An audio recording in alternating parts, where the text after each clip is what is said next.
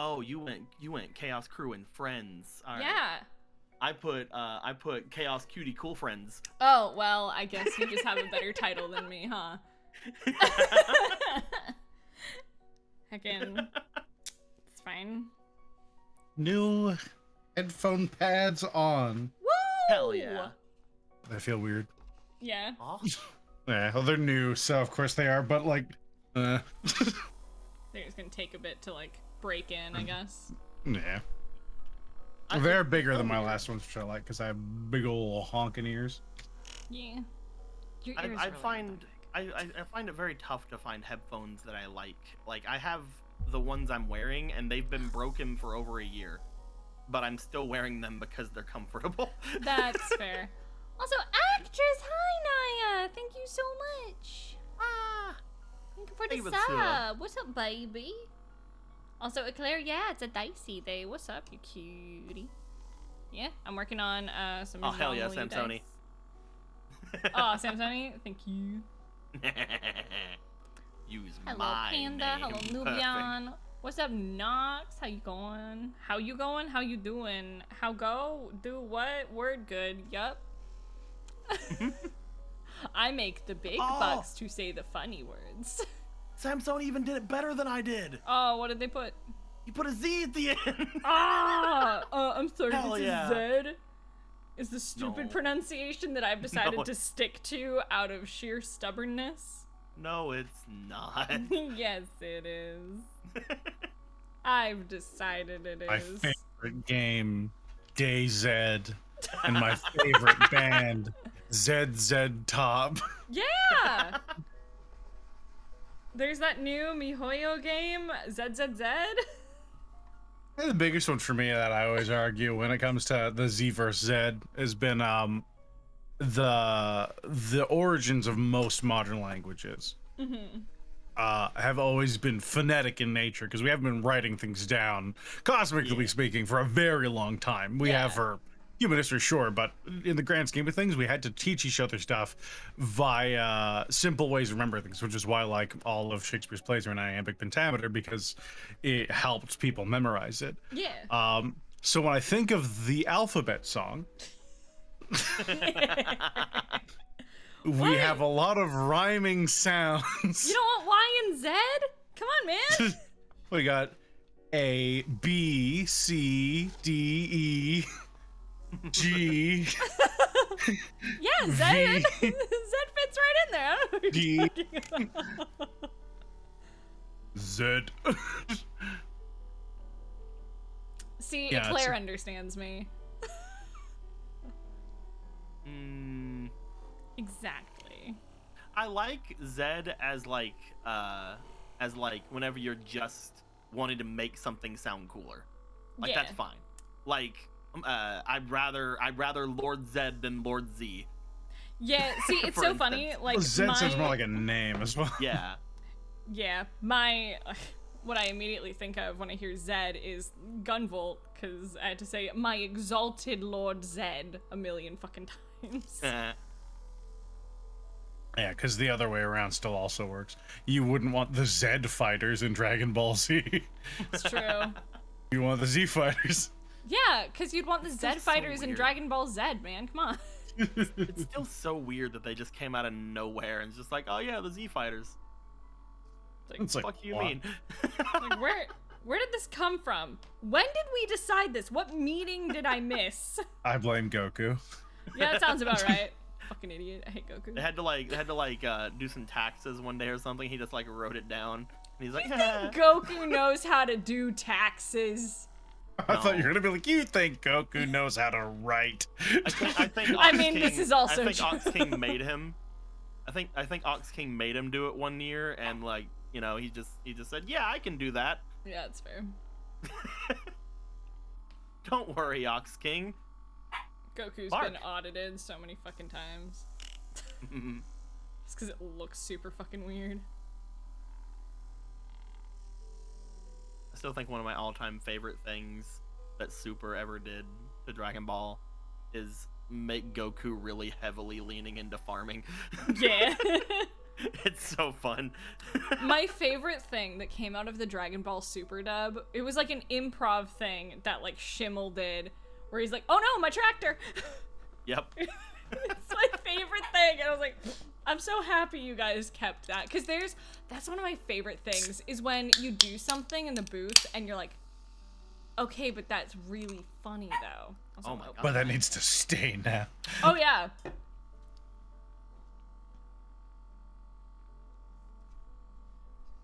Trying to remember, like, I had a moment like that with Rico yesterday, and I can't remember what he did. I was like, okay, but we're keeping that. Z50. No, we, at least Hayden and I are also both from a place where both are said. Yeah. Canada refuses to commit to anything. We use kilograms and pounds. We use Z and Z. That's we use why, about and a boat. That's why we're all so fucking, like, passive and also passive-aggressive, because we don't decide on anything. We, as a culture, it's the epitome of, oh, no, it's fine. Oh, I'm fine with whatever. I still loved the Canadian guide to measurement. It's like, it depends on what you're measuring, on what type of measurement we use. Yep. So for a person in Canada, because of how close we are to America and how we get all of our things from them, generally we go with feet and inches.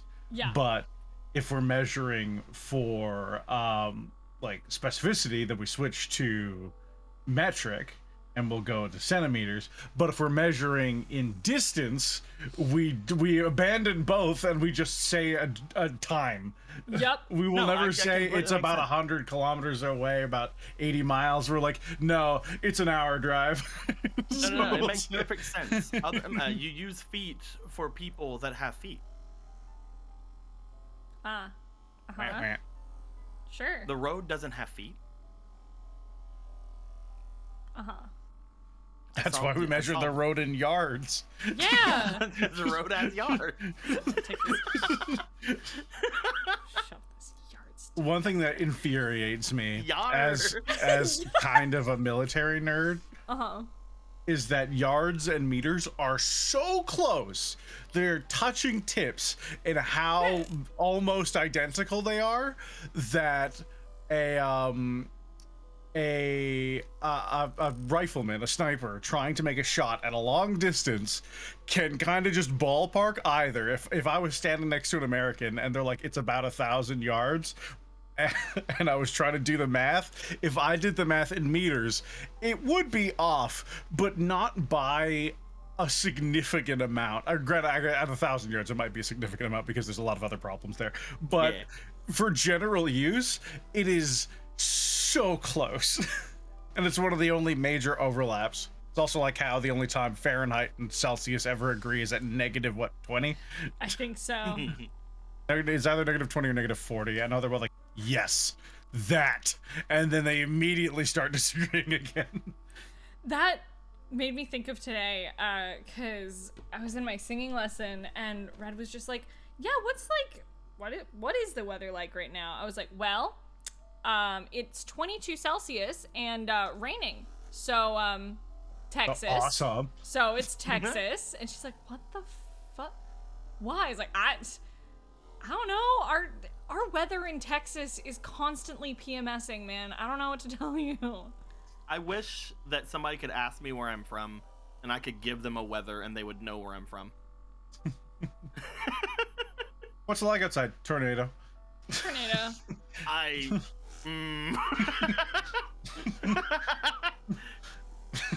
Notwithstanding what happened in where I'm at currently at with a tornado earlier this year. Anyway.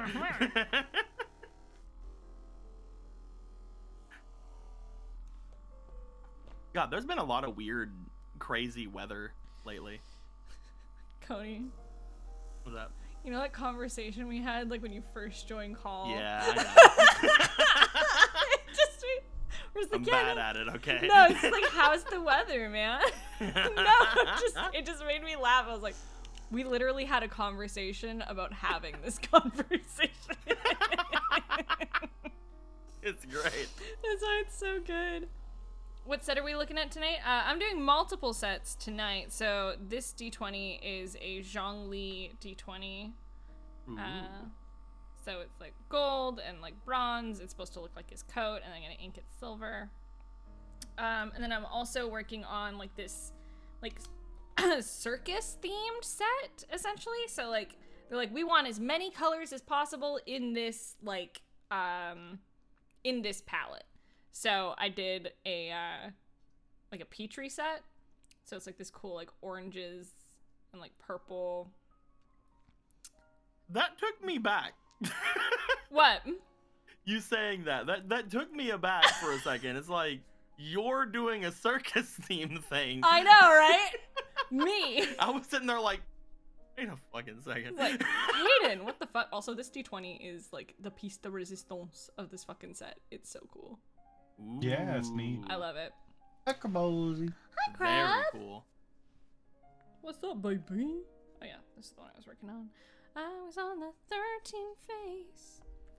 And I was like, I would do this for hours, but I packed my polishing wheel with me. And I was like, yeah, if I'm gonna pay for a splash guard so I can use a new, like I bought a new polishing wheel so I could use the splash guard that I got from Arcana Cast. I'm like, yeah, I'm just gonna use this boy. Oh, Eclair's in chat, and I just remembered a thing I wanted to say. Freaking Eclair made me little bunny ears for my VTuber model. And I'm not sure if they've seen me use them or not, but I have already created a reason to use them. And whenever I'm using them in my streams. Hell yeah. We were playing Pokemon, and my big thing during it was I know how weird people can get with like liking certain Pokemon characters and stuff like that. Mm-hmm. So I literally just kind of nipped it in the bud by going like, man, I can't wait to go to Orange College. And the entire way I just I kept that kind of feel going the entire time. Yeah. So anytime there was a character that me or chat liked, I would turn on the bunny ears. And I'm just like, wait, I have to let this teacher know that I'm submissive and breedable today. Oh my god.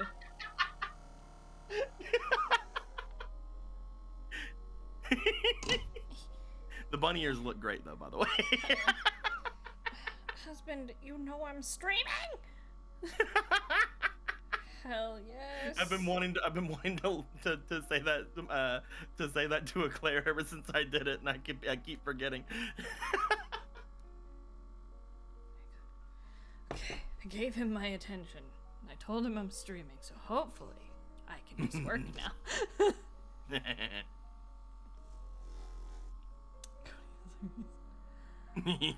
I'm wrong. I learned a thing. What's up?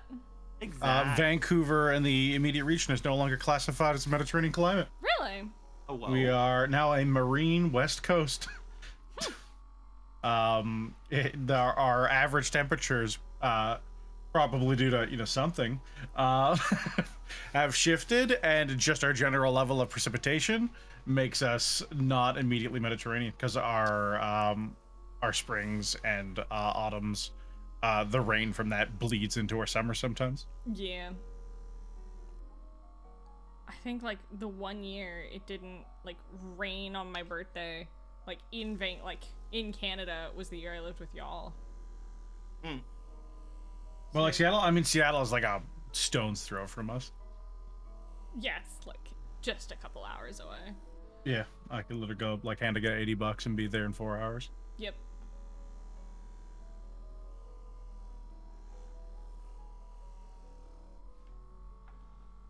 Listen to Miss Murder pod. Hmm. Miss Murder from AFI. I haven't heard that since like it's been a little bit. It's been a mo. It's been a moment. Been a bit. Last time I remember, like outside of occasionally through like just listening to like nostalgia playlists or anything bumping into it, the last time I stumbled onto it was back when MTV was still playing music videos. Oh my god. Oh wow.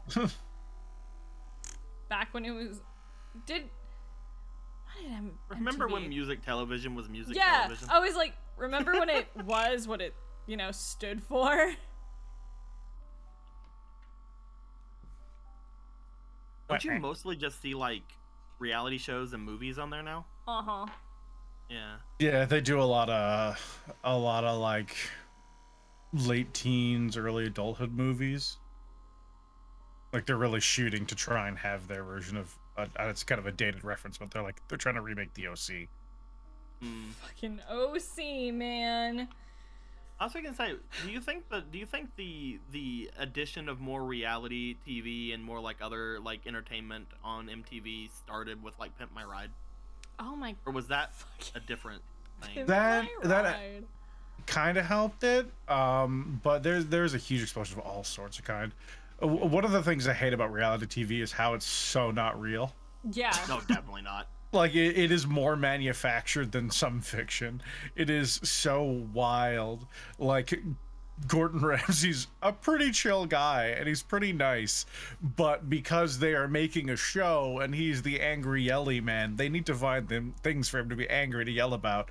And so they'll either actively seek out the worst establishments to put on their shows, who are then being paid just to be there, so they don't care if they have to get yelled at by Gordon. Yeah. They're probably selling the business soon anyways, because they're like, no, this is a failing business. But if I can get 25 grand to get shouted at by a British man on TV for a while, then I can do that, sell the business, and do something else.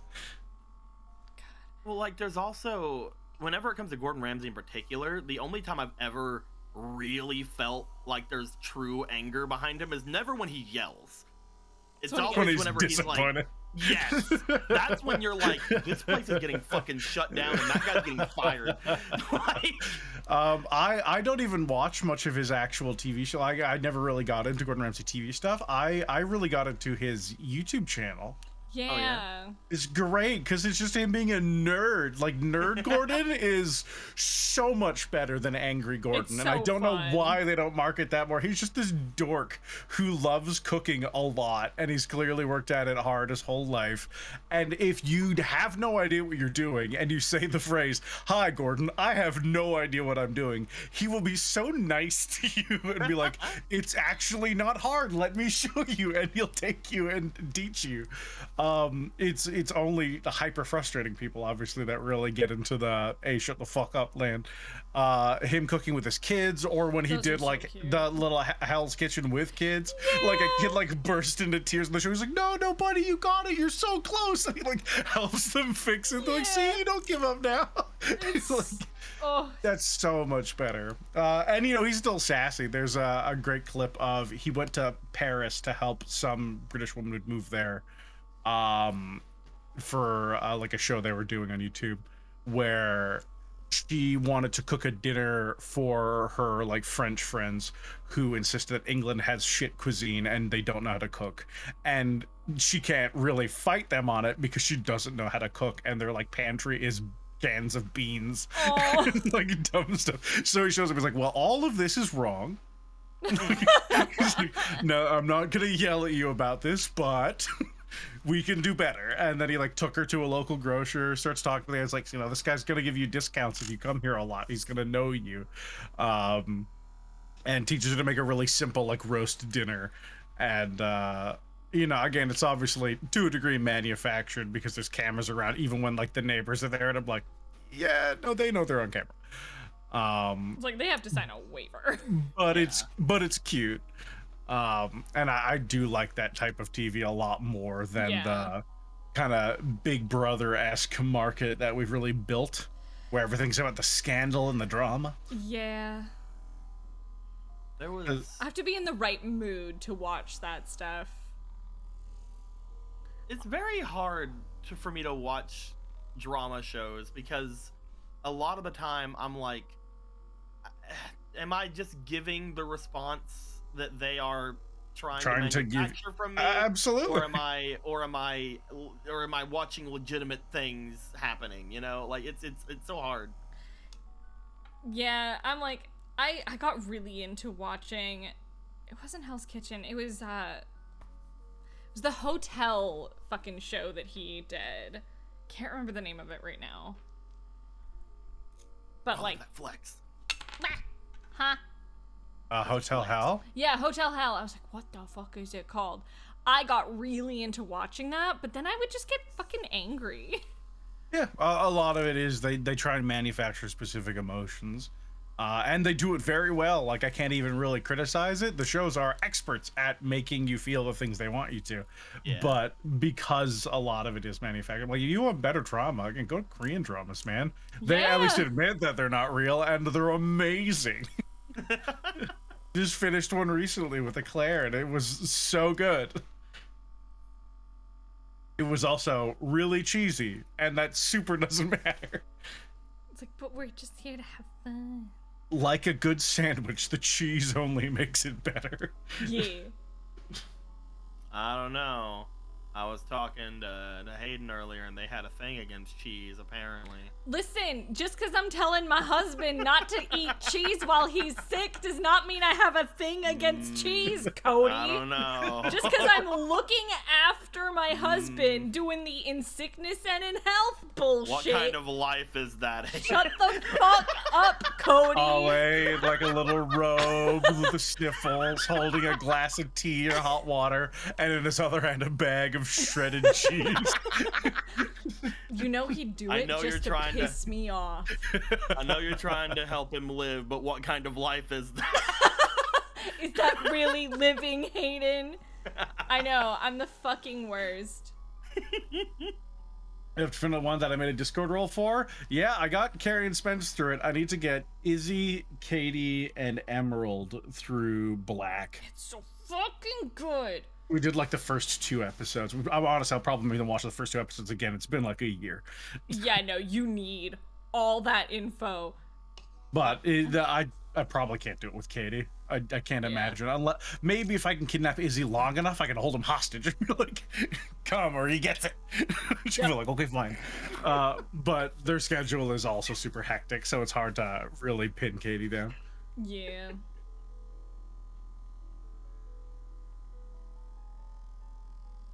Yeah, you were doing all kinds of different dice, right? Yeah, I'm doing multiple sets right now. I'm working on... I know, Eclair. I know. Are you supposed to eat dairy when you have a fever?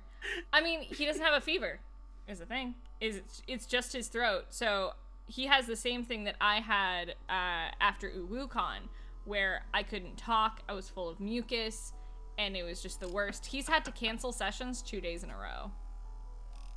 So, I am bullying him to look after himself. I'm sorry, I'm still on cum or he gets it. All right, Laura Bailey.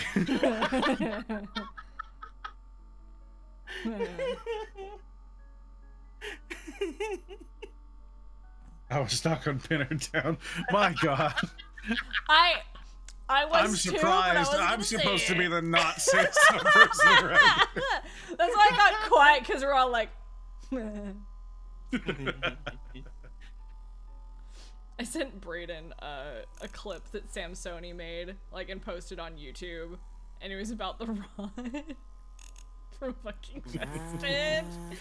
It was just like, just stick me with it. And then you can hear the immediate regret. I was like, Brayden, no. Honey. I sent it to her. She's like, ah. I was going through our clips to see if anyone clipped that specific one I was looking for of Gelfis. And I just found the, I'm gonna go have a shower, and just me immediately, oh, would you mind if I joined you? No. And I'm like, yeah. They're like, well, I suppose. It's like, Bray? It was so good.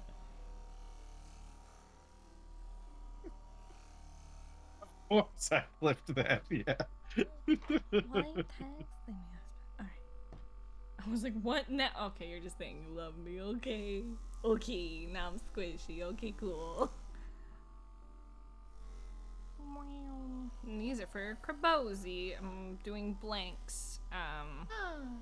You don't have to sand blanks to full polish, but I just need to get some of the faces evened out a little bit. But, because I'm going to be painting these, can start Dad of Boy. I haven't Panda, I've been so busy. I barely played like any video games, and I'm so sad because all I want is to bundle in my giant floofy blanket that is on our couch and play Dad of Boy, and I haven't had time. At the end of the year, I always do a stream for like my favorite games of the year, and for like games I'm looking forward to the next year. And before I do that this year, I super wanna play God of War. Yeah.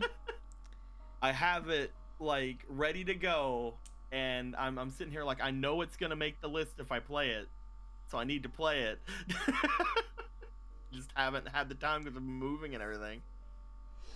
Yeah, I get that. Also, Eclair, I'm about to defend the hell out of myself because that's what I do. With these, I'm not polishing all of them to like, I'm not taking them all to like the white zona. It's just some of them, the faces were like, not the faces, but we had like a little bit of like extra resin that I had to like get like clipped off, and I just wanted to like clean them up to even them out a little bit, just because I'm so fucking specific. I'm very specific with how I make my dice, because I'm like, no, I'm giving these to people. If I don't look at these and go, yeah, no, those are perfect, I don't want to give them to people, and I will re-pour them a million times because I'm very anal about dice.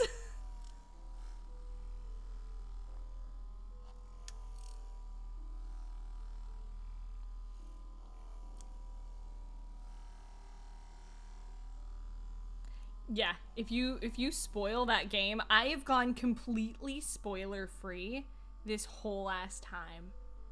I will cry. Are they real tears? Who knows? Oh man, I just now realized, depending on when we have game, on the 31st, I'm gonna be super busy that day. Yeah, I don't... Alejandro wants me to, like, go to Disney with him that day, but I'm like, oh, okay. Baby, I have game. I'm looking at it like, because that's the day I always do the end of year streams. I'm sitting here like, Yeah. oh fuck, I'm gonna be super busy that day if we have freaking DMS too. Yeah. Well, sure. We'll see. We'll see how things go. I gotta figure my shit out. I gotta talk to Logan about Dumbass. I gotta talk to Aaron about Princes. Oh yeah.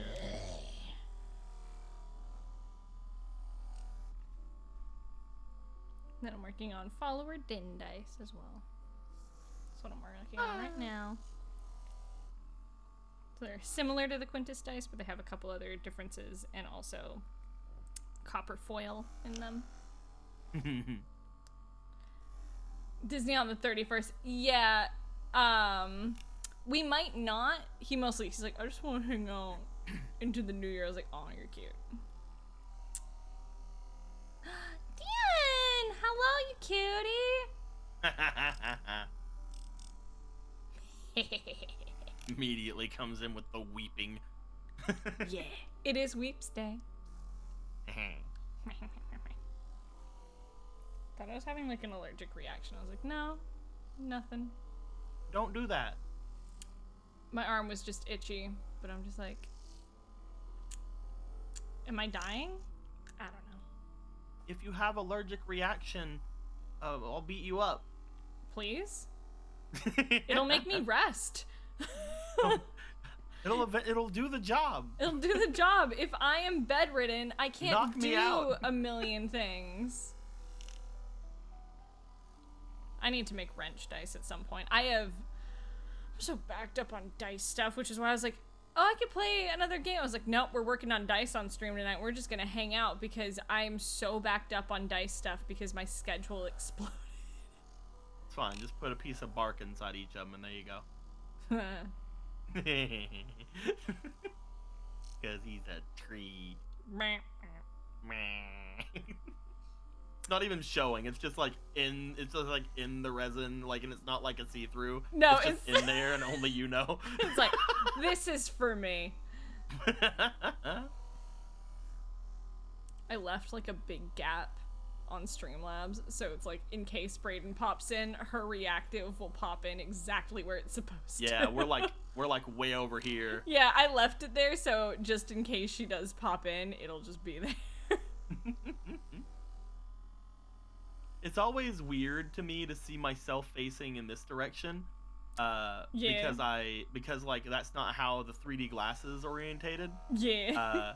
It's making me literally want to at some point make another reactive image that just has the red and blue flipped. That way, if I ever guessed on someone else's day, I can flip it to where the glasses are in their correct positions.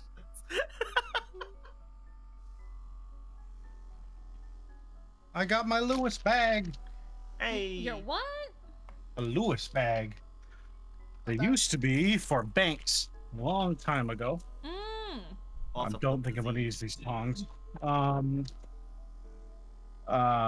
what they use are pajama. I mean, banks still kind of use me sometimes, but they're canvas bags that you can fold in over themselves to lock up. Oh, You throw ice in it. You can smash it with a hammer to make crush ice.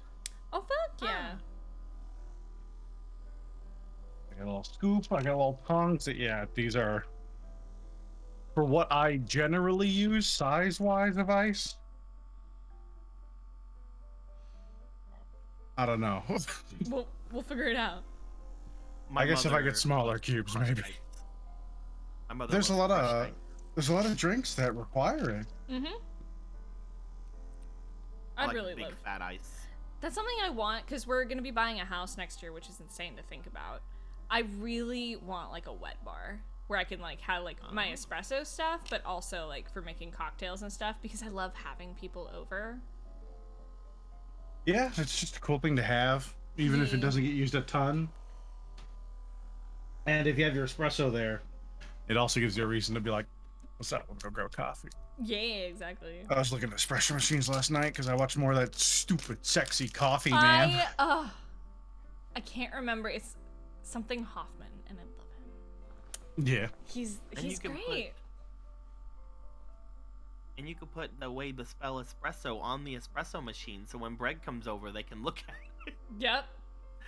So then espresso doesn't fucking trigger me, and I go. Espresso. Espresso yourself. I know you're making a latte, but why are you the one that's steamed? There is a specific espresso machine that I really want. I can't justify buying it, but I really want it. It's called the Rocket Apartamento, and I love it. It's a dual boiler machine. You can steam and pull at the same time, and it's a really nice machine, but it's like $1,800. I'm like, right now? Oh yeah, $2,000 in Canada. Yeah, I'm like, I could afford it right now, but that's not what I need. Yeah, there's also comparable ones for a lot less. Yeah, but I like that one, Aaron. I saw one last night for like, I think it was on sale from $6 for like $4 or $5. Yeah. I was like, oh yeah, affordable. No. Because if I ever get one, it's basically for like if you visit, or if I'm really jonesing for a espresso for some reason. Yep. Because I do prefer espresso to like regular coffee. I mean, that's fair. You can also do like some neat things with espresso. Like you can make like a cortadito if you want. Like you can make a little cortado, or you can make a heckin' what is it? Is it espresso campana with the just the whipped cream? It's like espresso and whipped cream. Is that campana? Yeah. Yeah, that's campana. I was like, I promise I worked Campana's so good. It's so fucking good. That's what got me into proper espresso was campana at first, because whip just really helps ease that really harsh bitter flavor that you have to kind of get used to. And then I also got better at calibrating the machines at Starbucks since no one else knew how. Not really. Or either they didn't know how, or they did know how and didn't do it. which is one of the reasons why sometimes your coffee will be wildly varied. If you have any Starbucks goers in the chat, is that your shot needs to pull for a certain amount of time there because it's automatic. And so we know if it takes roughly, I think it's 18 to 30 seconds, 30 being really on the high end. Yeah. I usually shot for like 21, 22 second pulls. Yeah, that's around 22 seconds was like where I knew I was like, this will probably be a good shot. We're in the fancy coffee version of the chat. Ironically, if anyone needs to go get a drink, now is the time. Listen, bitch. But yeah, no, there's so many baristas that will pull like a 14-second shot or something and be like, yeah, it's fine. I'm like, no. I'm like, that's just bean water. I'm like, that's gonna be so bad.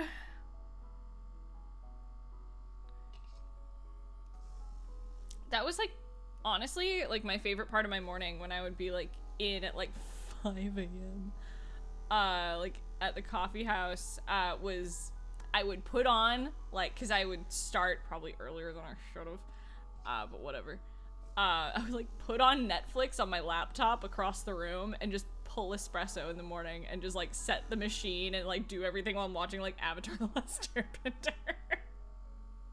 I also love working nights so much more than days. Yeah. Because it's such like a heavy hitting business like Starbucks. Your days is you don't have time to really interact in a meaningful way with customers. So nighttime, I could do a little song and dance while I'm making someone's like pour over or something. Because everyone hated making pour overs. I'm like, why? They're cool. They're so cool. And they were they're also just a tip getter because I can do a whole thing about grabbing like because usually they're staying in if they're getting it, because if they're willing to wait for a pour over, they're probably not going anywhere. Yeah. So I'll make a whole show of like heating the mug beforehand because no one ever fucking does that, and really working on the pour over while I talk with them. But yeah, that's why most people hate it. Like a lot of our customers did not like decaf pour overs because that's the most common I got was they want a decaf and we stopped serving it at night. Which is always curious. You think they'd switch that around? Yeah, I was like, but shouldn't you use decaf at night? But they want decaf and we didn't have it, so I'm like, all right, let me grind some up and I'll make you a pour over. And for like a year, people would be like, no, the pour overs suck, and I'm like, no, their pour overs suck. I learned how to do pour overs from Korean dramas. I can do it better than them.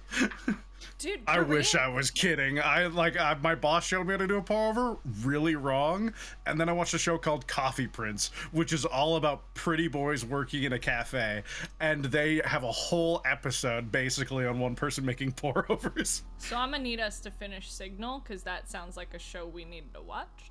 Coffee Prince is fucking great. It has. Do you remember Train to Busan? Yeah. The dad from that is one of the main characters. I've told you a little bit about this, but there's no way I haven't, because this is like definitely my talked first about Korean it. drama. Because yeah, there's a whole it's basically like Ouran High School Host Club if it were a bunch of adults. It's so good. Gimme, I want that shit. That sounds excellent.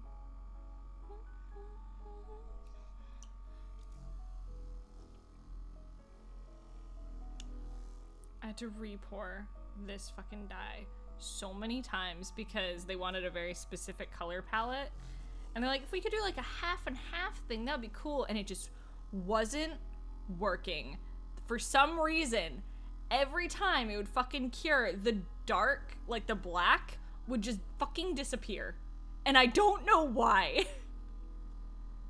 So I had to like, I'm like, this took like 3 tries, and I messaged the client. I was like, hey, so I finally got it right. Let me know if you like this. Otherwise, I don't know. I'm gonna really have to change up. I don't know. Otherwise, I got Black nothing. Disappeared? I can't imagine that's true, because Netflix owns Black. Like, not even like the license, like they literally paid for it. Black. Yeah, it's still there. It might be like, it might not be on American Netflix anymore. Oh, okay. Sorry, I'm still on K-dramas. Yeah, no, I don't know how, but like, do I have it on my desk? I do. This Hey, Claire, I'm gonna break this down for you. There was black on the bottom of this.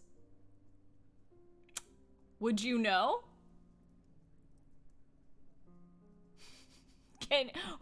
I feel like Dora the Explorer. It's like, where'd it go? No. It was like about like that much. And for some reason, it's there, but like it's not as much as they wanted. And I'm like, well, I'm gonna re-pour the fork out of that. I mean, dice like that. Yeah. It's like, yeah, I don't freaking know. Like, it fogged out. Yeah. And I don't fucking know why. It's just fucking whatever. But I was like, I'm gonna try, like, a Petri-ish method, and it just turned out way fucking cooler. Especially, like, under proper lighting. Like, better than I have in my office. It just looks really stinking cool. So, move on to our pink zone.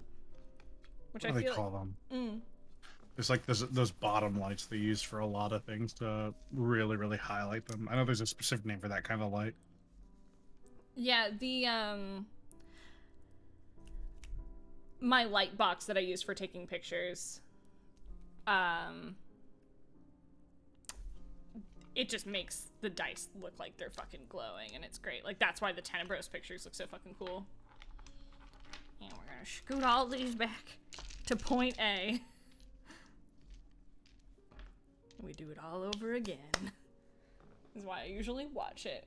It's particularly black powder ink. Certain ones react. Yeah, I'm like, it's my usual stuff that I use. So I was kind of shocked, but I was like, whatever. I'll just do it again. I think it was Aylox. I had someone commission me for like a set of like Hathoyura dice, which I want to pour. But the fucking molds are taking forever to get here. Because they were custom ones that I ordered on Etsy. But it's taking so long because I want to make them so bad. Because they're like teeny tiny little like raven skulls, and there's like different sizes. Like, well, these are fucking perfect. But you know. Got big potential. Right? Yeah, no, I have a set that I want to make of her where it's like a tea set, but it looks like the tea is like spilling out of the cups and like into like the red underneath. I thought that would be cool. Because if I'm gonna be extra, why not be really fucking extra? Yeah.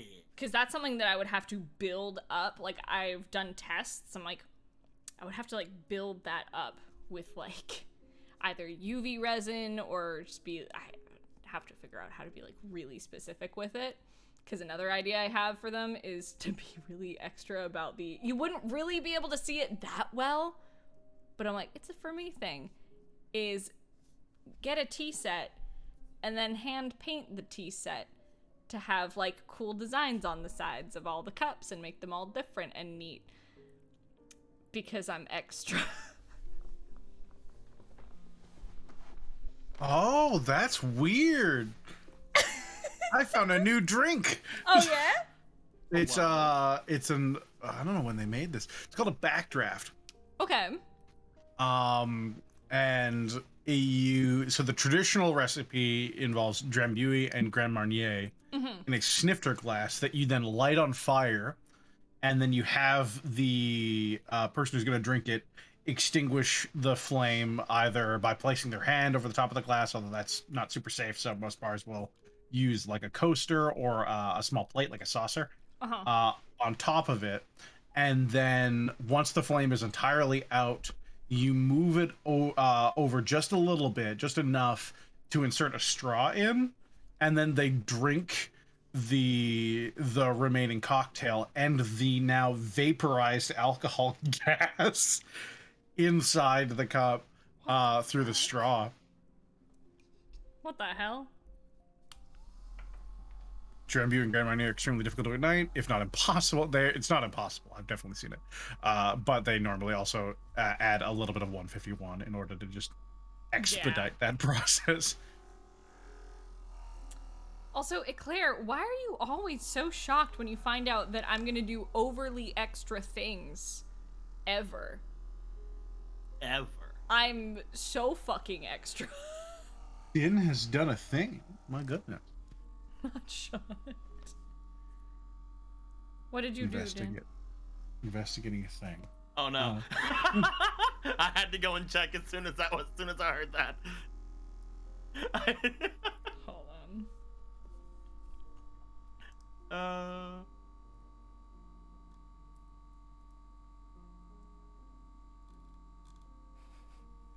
I think the thank you very much. I think the problem with that though, Den, is if I use that one now, it's gonna flip again. I mean, oh no, I can just flip it automatically for you. Good. Because I have to do something else to it really quick. Because Okay. I was doing something of my own. I was Give like, me a Momo. There's this fancy little button on Streamlabs called Flip Horizontal, fam. Oh, neat. I'm sorry, I don't know any of these newfangled things. You boomer.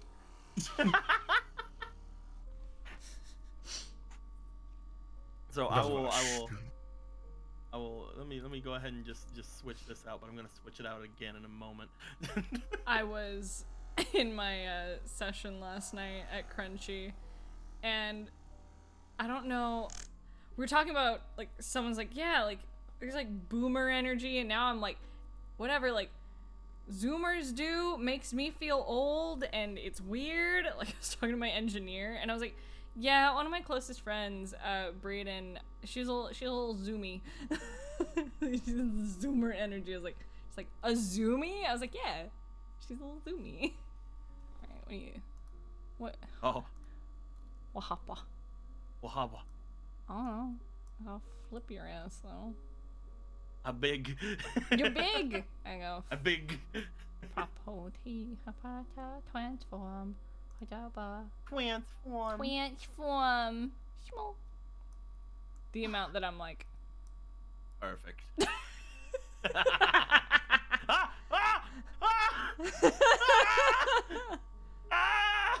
Well, this is my favorite thing. It's just dragging shit around my screen just because I'm like, I don't know, it just makes me happy. My butt. My butt.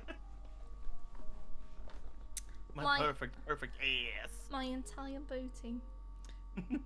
So, in my Walla group, is my friend Kieran Strange. He is a wonderful actor. He's from the UK. He has a delightful British accent. But I need to watch my mimicking ass that I don't fall into a British accent every time we hang out. Oh no. Because I'm like, it's gonna come out. British. And I'm like, I almost fall into like Theo voice every time I'm around him. I'm like, don't do it. Bitch, don't do it.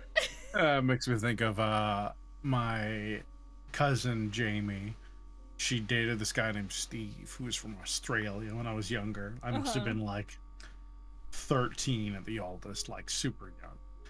And he came in and like said hi, and literally the first thing he said, I just Canadianed at him and I started parroting his accent. Oh no! And that was like my first memory of feeling guilt over that. I was like, there's no way he didn't notice I reflexively did that. So it's like, does he hate me now? Does he hate all of us? Oh no. And then they broke up anyways, and it never came up again, so I didn't care. Like, it's But I fine. will never forget being embarrassed.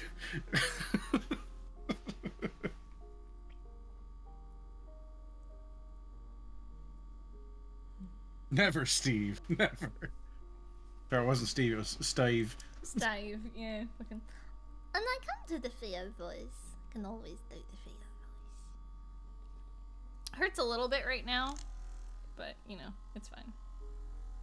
Hashtag Theo ASMR. So what we're gonna So, do? we've changed the conversation since I started working on this, and then I had to also change it because of getting a new one. But I was working on this for the past little bit, and it took me a lot longer than I wanted it to. But there we go. I don't understand the conversation.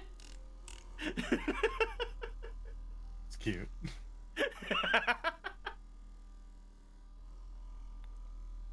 So the history of coffee. So where coffee comes from. I have a coffee maker and a Keurig. Those are the two things I know how to use. Keurig has to be fancy. The pods say artisanal on them. Yep. It says 100% Arabica. That's the fancy shit, right? When I want to be fancy while making my coffee, I'll use the coffee maker. Coffee comes from Ethiopia? Coffee comes from a million places. Yep. Ethiopia is one of them, though. The fanciest I've ever been making a coffee was when I recently made a coffee when I was trying to make hot chocolate. Oh yeah, I remember that. I really like Sumatran coffees. Me too. That was always my dad's favorite too. It's spicy. It's got like a ton of flavor comparatively. So many coffees I've had where everyone's like, oh, it's so good. My family likes these fucking weak ass watery blonde coffees. And I'm like, go to jail. Like, straight to prison. I want my coffee to taste like coffee. I want flavor. Heckin', the coffee shop I go to, I've started getting pretty much exclusively their pour overs. Like when it's hot here, their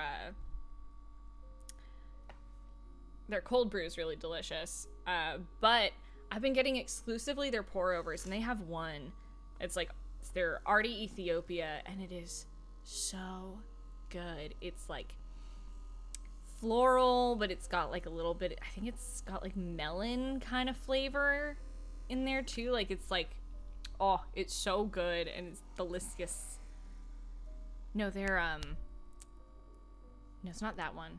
The Arty is like floral and like blueberry, and it's it's fucking delicious. It's my favorite, especially when it gets cold. Those flavors come through, and it's like, oh, it's the best one.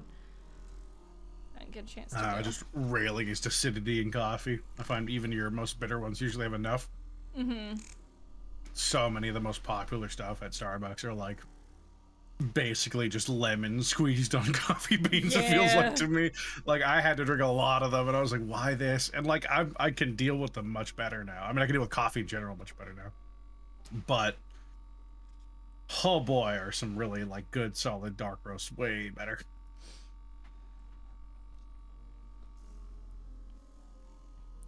I had Starbucks coffee when I was at Anime Pasadena. I was like, where was I? I don't fucking know. We're at Anime Pasadena, and I was like, wow, I'm really desperate for coffee today. All right, so what we do is we shred and dehydrate a bunch of marshmallows. And we make marshmallow dust. Okay. And then we mix that on the bottom of some espresso, and then we pull marshmallow shots. Aaron! But can we? I'm just gonna eat this peppermint bark. That sounds fucking delicious. Isn't that what you put in your accidental coffee the other day? What's a good coffee for someone who hates coffee? Hot chocolate. It's not coffee, but yeah. But yes. The coffee I started myself on at, if you're looking at the Bucks, the caramel macchiato is really good. Because the coffee is added to a caramel macchiato affogato style, so it's poured on top. Yeah. So you basically have your hot vanilla milk underneath a layer of bitter coffee, and then it's got caramel on top to kind of sweeten it. So especially if you don't have a lid on top, you can drink that back, and if you ever are getting too much coffee all at once, you can just dip into the milk, and it's a little bit better. And then if the hot's too much for you, try it iced. Iced is really good. Yeah, the iced are pretty tasty. I was like, I will give Starbucks this. They actually understand the concept of macchiato, because if you're making a macchiato, it literally means marked, if I remember right. So you are marking the milk with the coffee. That's why you put it in after. Yep. I've worked in so many places where they put it in first, and I'm like, no. It's yeah. It's not okay. I mean, to the same end of the amount of people I've seen, and I've watched. You serve them like an iced caramel macchiato or something where they can see the coffee floating on top. They're like, "Oh, thanks." So they start mixing it all in, and I'm like, why? It's like, but that's okay. It's like all of us whenever Izzy mixes his curry in with his rice. We're like, you're supposed to have a spoon of that and a spoon of that. It's heterogeneity. It's better. Yep. I'm not gonna lie, I've done that before though. I mean, I have too, but like sometimes, like it's like most of the time you do it separate, but like sometimes it's literally the only time I think I've ever really done that is whenever I'm just like, I'm really hungry. Just give it to me. Yeah. Just put it in my mouth. That's. The amount I gotta fucking pay for that curry around here. No, man, I'm taking my time and enjoying this shit. Okay, yeah, if you're like ordering it, yeah, def. Like if you're in a sit down restaurant experience, fucking coffee don't fuck with and food. pilk. Go to jail. Oh no. Nox, get the fuck out. Like straight to prison. Thank you for the wonderful compliments earlier. That your message made my day, but also get the fuck out. What if I should put a goal on my stream to like drink pilk? I do love that Pepsi themselves are advertising pilk. You think if I made it a dono goal to like drink pilk, people will give me money? Yes. Probably. I mean, that's also a pretty safe one because as far as I understand, pilk isn't that bad. It's just horrifying to think of conceptually, but really it's like a shit milkshake. I guess is the way I would look at pilk. Yeah. It sounds like it might be like a shitty float. Kinda, yeah. Like the principle's the exact same. It's milk and soda. Mm-mm.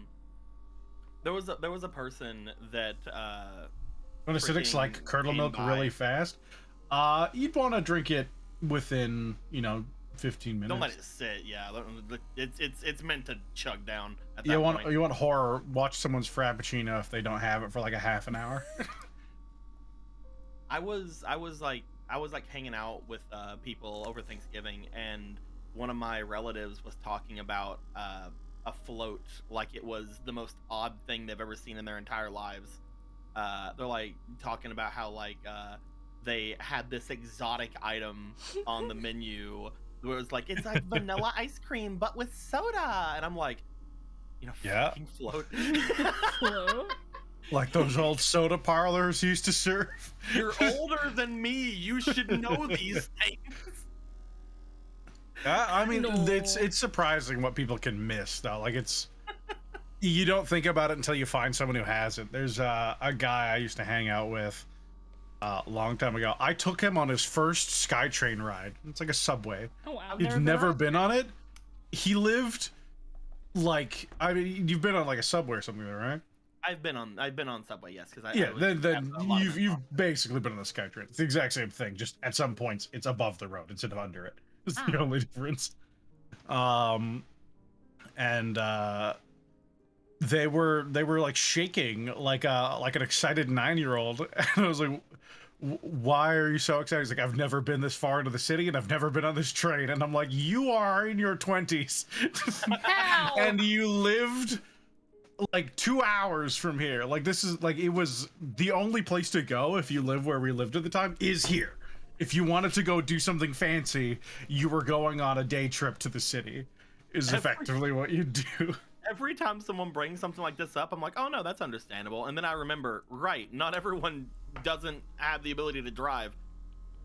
Yeah, I mean, that's two hours, I guess maybe 3 hours if you count the ferry, by bus. I'm not even thinking about by car. Like that's by public transit to get to the city. That's what I fucking miss the most about living in Boston, and like it would be the same for like any sort of place that has like any sort of train or like system like that. Like, I do not get out enough where I'm in right now because the public transit sucks here and I'm not allowed to drive. So like I miss being in Boston so much, just for being able to like go anywhere I wanted. I could just go and chill out over at the freaking aquarium, like just watching the seals for no money. It's like, I'm just here to vibe. because like they have the seals freaking outside of the actual aquarium, so like they're just swimming back and forth being little dudes. I'm like, yeah, this is great. Being silly little guys. They're being silly little guys, and I love them.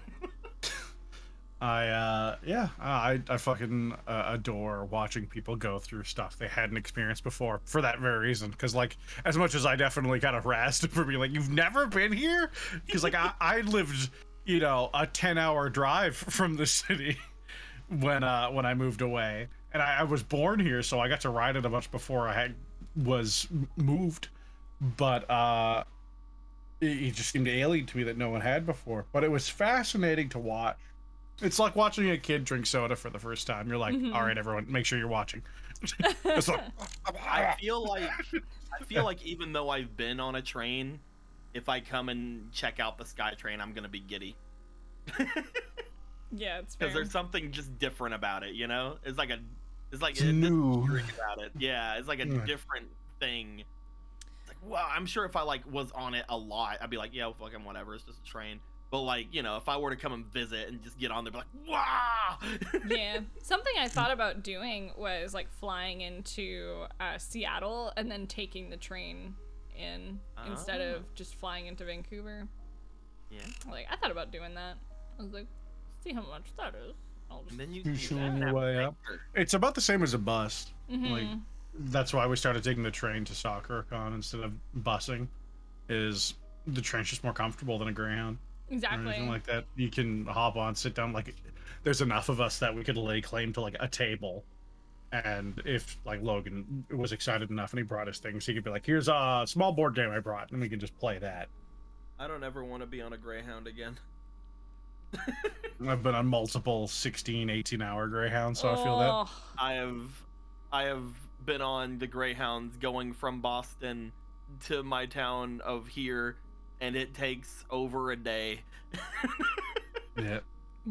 It takes over 24 hours there and back, and I've done that trip like around a dozen times.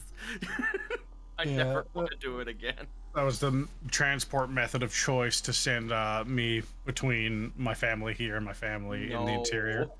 And little Aaron, no. Yeah, occasionally you get like a 2-3 hour layover in like Golden or something, and I just sit in this weird trucker cafe staring at arcade machines I can't play because they've been broken for 7 years. Oh my god. I've been like, I want to play that because I'm bored. So then I just think, you know, at the time, either child or young teen philosophy. So, you know, rubbish. The latest time I was on a Greyhound, it was just for going from this state to the state directly below it, which is usually a 3-hour drive. It was over 9 hours in the end, and most of it was sitting in a Greyhound station. You guys were having a game during that time, and I was sitting there having to listen to it going, man, I've been here long enough, I could actually be in the game if I was able to be somewhere. Oh. I've been in this station long enough that I could have been in the beginning and all the way to the end of this game. That's horrific. It's freaking dumb, and I hate it. I hate Greyhound so much. What in the not heaven? Right. Terry, Terry posted that. I was like, I love you, Dodie.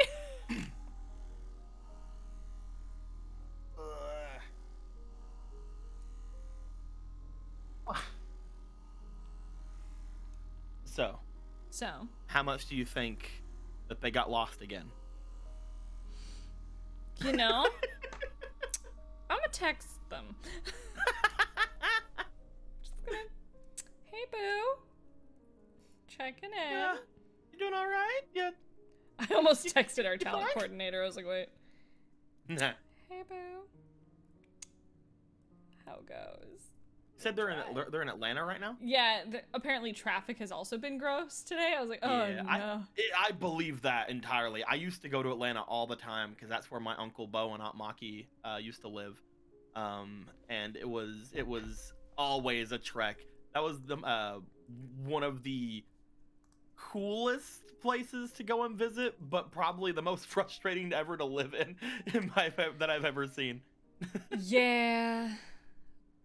Could never catch me there. No. I went there a lot whenever I was a small, and that's where I went to my first ever big arcade, because they had a really humongous like freaking arcade there that I went to at one point. And it was the first time I ever played a Pokemon game. So that was pretty cool. Well, no, not like a Pokemon game, but like the Pokemon arcade game thing they had. Sorry, I'm gonna have to stop you. It's pronounced Pokemon? Come on, man. Well, you would know as an official voice. Yeah. Get it together, Kodak. As someone who's not an official voice, though, fuck off. I'll say it right when they pay me. You know what? That's fucking valid. That's so fucking valid, man. I can't even argue with that. Brayden just texted me. It's like, we're just hitting the city now. We passed some really bad accidents. Traffic is bleak. Oh my god. Just be safe. No, they're just making out. Watching the stream, they're like, suckers. Those guys are jerks. All caps, 3 ways to support content creators. Write their name on your arm in Sharpie. Create a shrine to them in your home or someone else's home. Send them your family's best recipes. Name your firstborn after them. You know, I'd be cool if you guys did that for me. Any of those things. Kiwa follows up, because that's the only reason I'm saying this, because a friend of mine replied to it. She's like, there's a dog named Kiwa. Oh. Everyone was like, yo, goals though? Yo, if you guys ever make a shrine to any of us, send pics. Pixar didn't happen. Yeah. Fuck your zodiac sign. Which one's your fave? Evolutions. Name's Daughter Blue. Perfect. To which someone says, I'm a lesbian, which means I like Glaceon. It's the rules. Look, just I like Glaceon because ice and cute. Ah. Vaporeon is my favorite. Did you know? Aaron? Aaron? The Vaporeons are so cute. Yeah, there you fucking go, fucker. And the copy paste thing.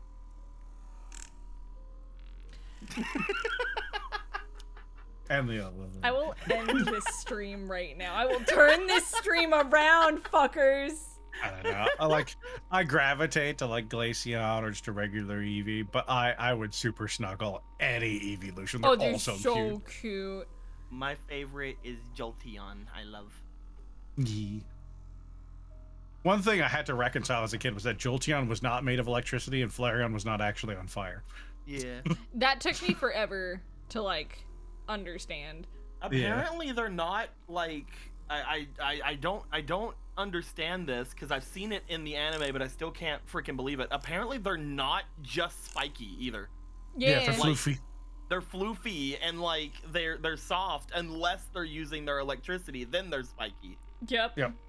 That's so crazy to me because I've always assumed that I would die if I hugged one. Yeah, again, that was with Flareon. I'm like, no, they're probably one of the softest because they just have a crash pillow on their butt. All right, hold on. All right, got it. All right, hold on.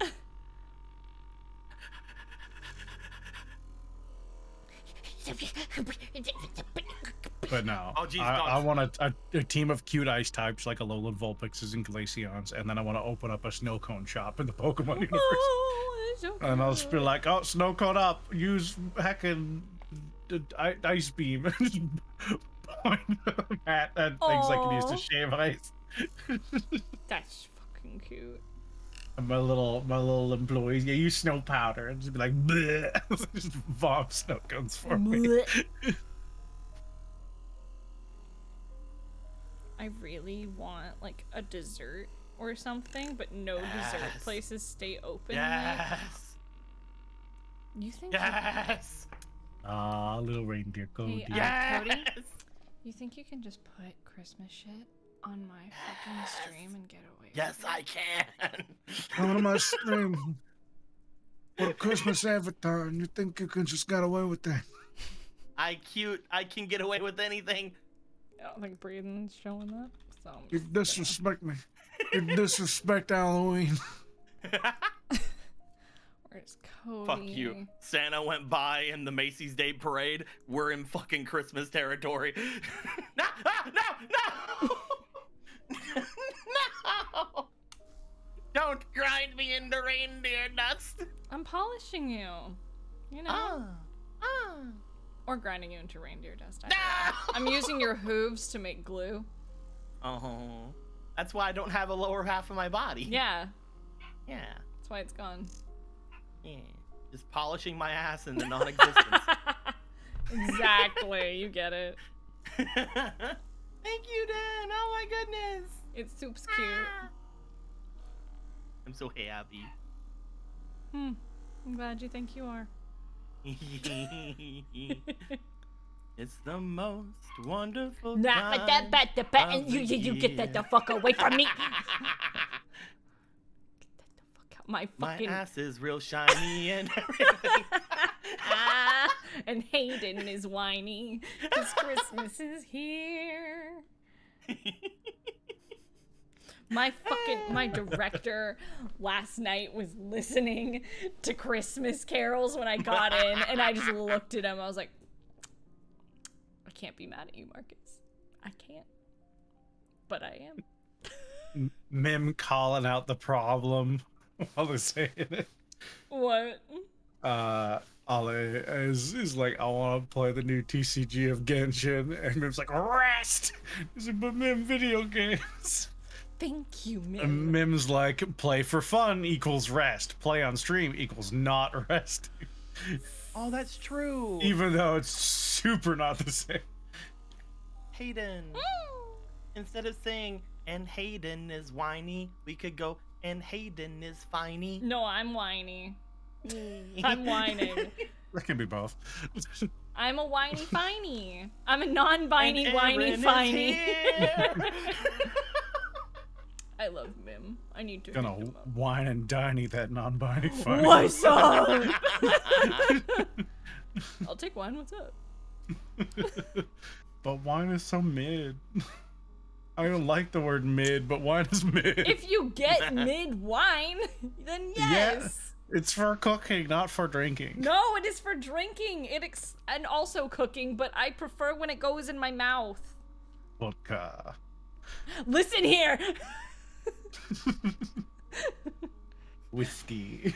Whiskey is also great. I had some good gonna whiskey order- the other day. I'm gonna order some peppermint schnapps. Ooh. Again, my local coffee house does like a really good espresso martini. I was like, guys, you can't do this to me. You can't be my one-stop shop.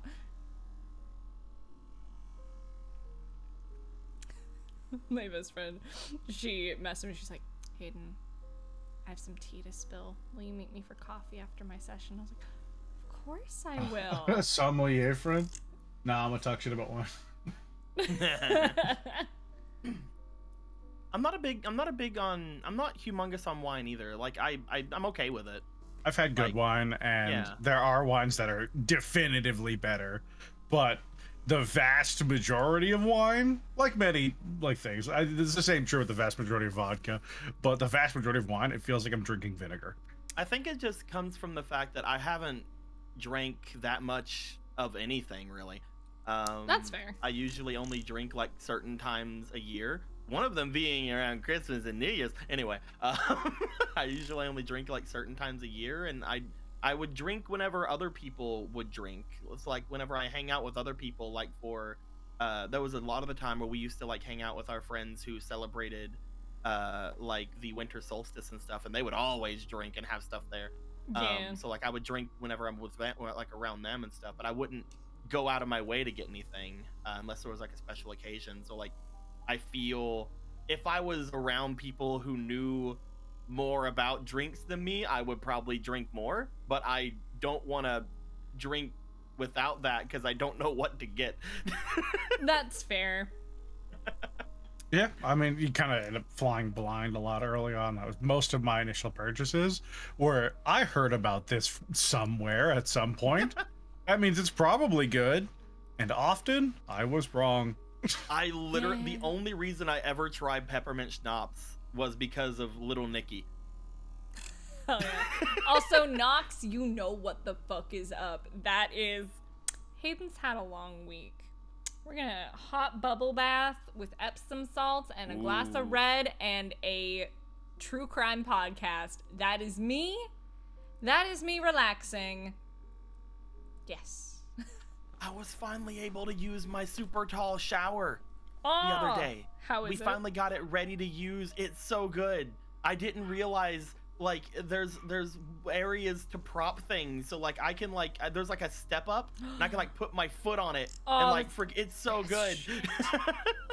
And, I'm so happy. I would love to be able to just construct a shower. Yeah. Same. Because I want one of those ones that has like multiple faucets. You can have like the one that comes straight down from the ceiling, and then you have like offset ones.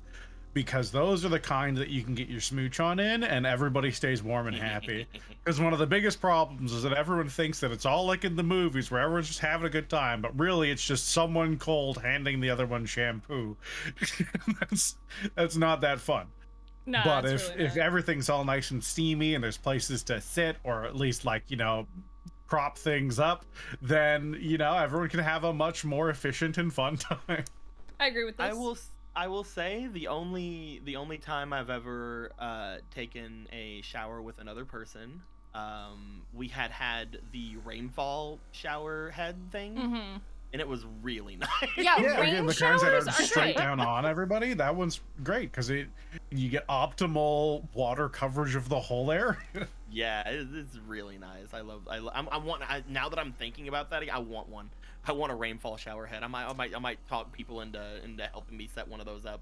Those are really You have to cool. download many expensive showers like that when you did restoration work. My dad showed me one in this like it was like $1.5-2 million estate he was working on in the middle of nowhere, BC. I'm talking like literally 4 hours from civilization. Like it's in this tiny village where I guess I used to go to church camp. I had to be reminded of that. Just in the middle of the woods, this humongous, like weird curved building. They had like gardens that were going to be built into the roof.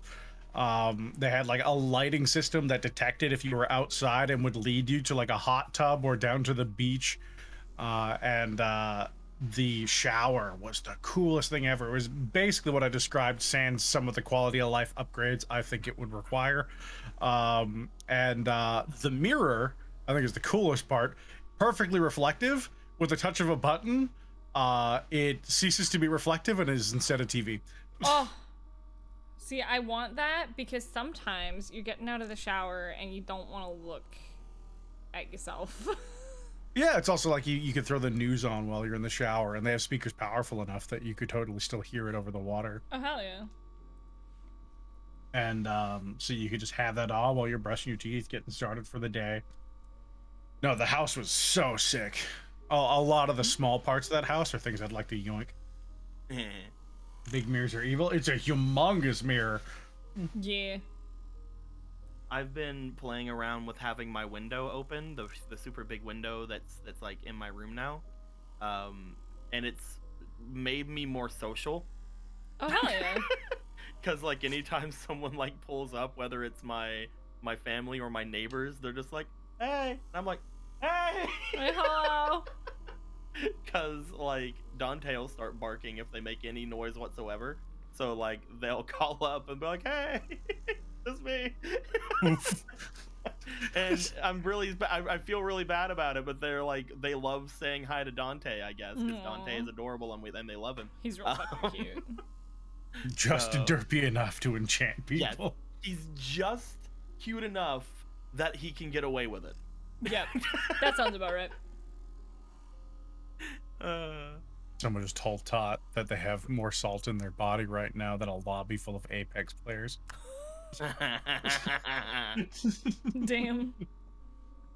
Roasted.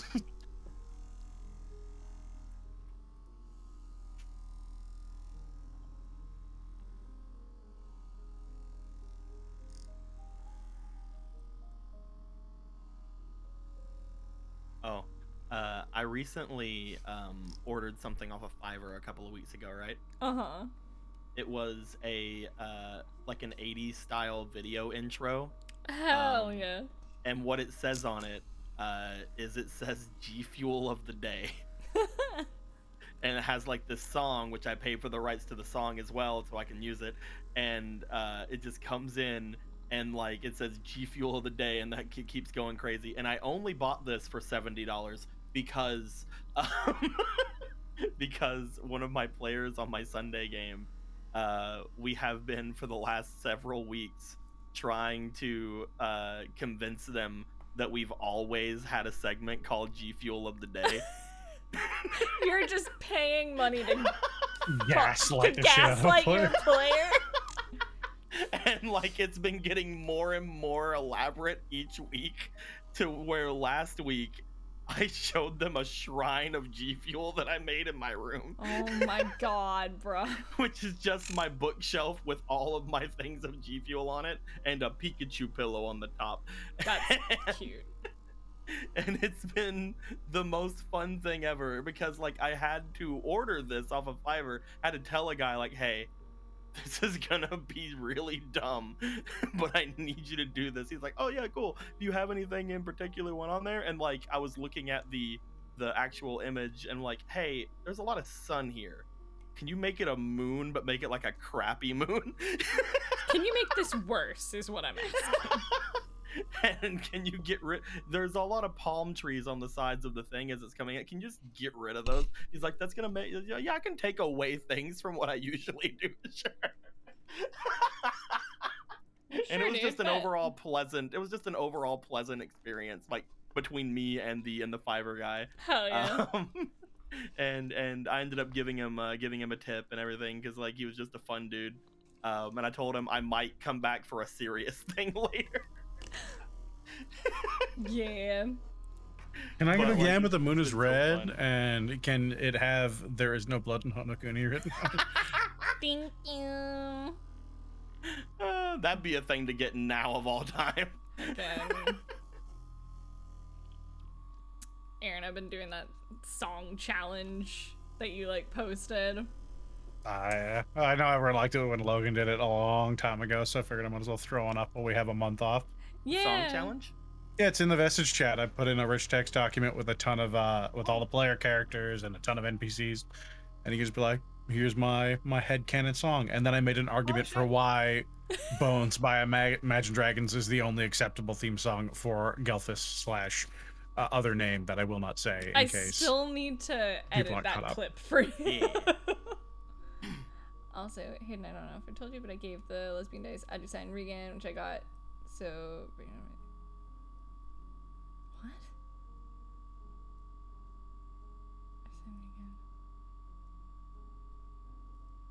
I'm confused. The way this is phrased, my brain is not computing. Hold on. I gave the lesbian dice Adamantine Regan, which I got. Oh right. Yeah. So Braden would admit to being a cutie to my niece. Okay. To try and get her to be into a dice goblin. Nice. Sorry, my brain was just like, I don't know how to read. That was there was like a digression partway through, which threw you off. Yeah, I appreciate. Hey, come here, come up here. There you go.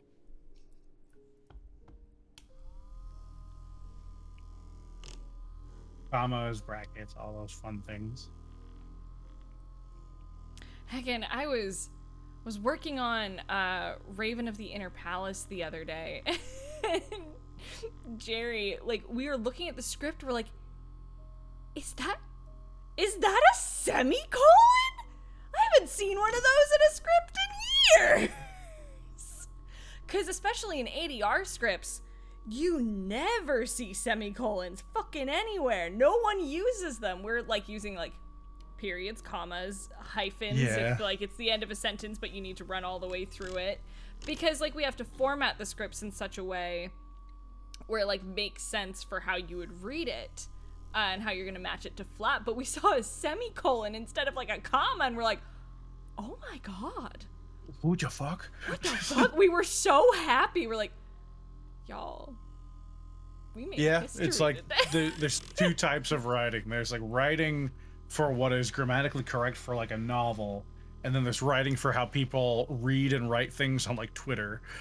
And that's the one you see more often in like in ADR scripts. Oh yeah. We were just so happy. We're like, who wrote this?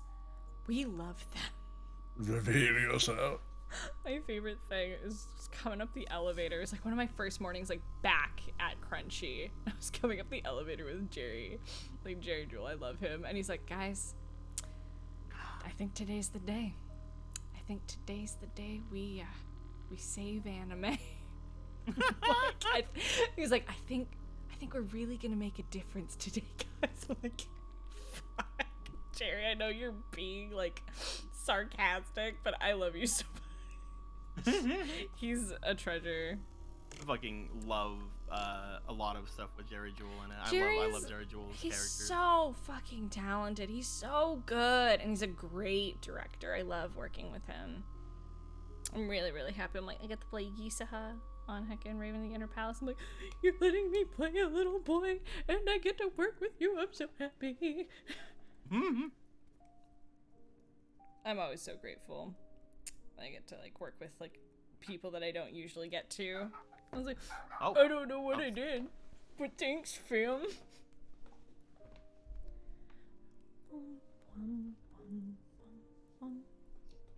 I've just had heckin' Ghibli music on all night because it's relaxing. Also, speaking of music, mark your fucking calendars, boys. I got a fucking song coming out on the 25th. Xmas hate. If it's Christmas, then I might not put it on, but we'll see what you've done to me. Wow, for some reason, my... What is on my mug? I look grumpy. What is on my mug? I look grumpy. I'm so excited. All I want for Christmas.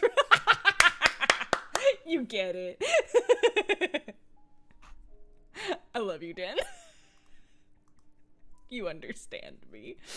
The eyebrow raise, though? That's peak. That's fucking peak, Dan. You get it, boo. I'm happy. Mwah, I love you very much. I'm about to throw money at you because I feel like it. You can't stop me. Where is reactive? I gotta fucking reactive. Boop boop. No, well, I guess you should. None of that? Well, here I go. Not doing it. I want to book this artist I just got because it pays like 6.5K. Oh. Like, oh, give me. You got a what now?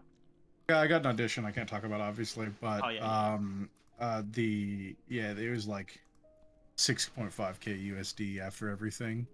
Oh. And I'm like, that's a couple months of rent. That's a bunch of stream expenses done. I can get some dental work done. I'm like, oh, that'd be so good. You said oddish, and I thought Pokemon.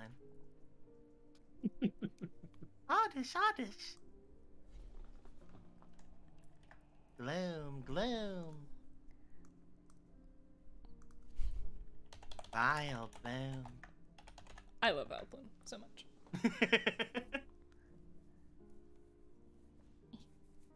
Yeah, these are your Zhongli dice. I'm working on them. I just like that gloom and vibe when I was kind of drooling. Yeah.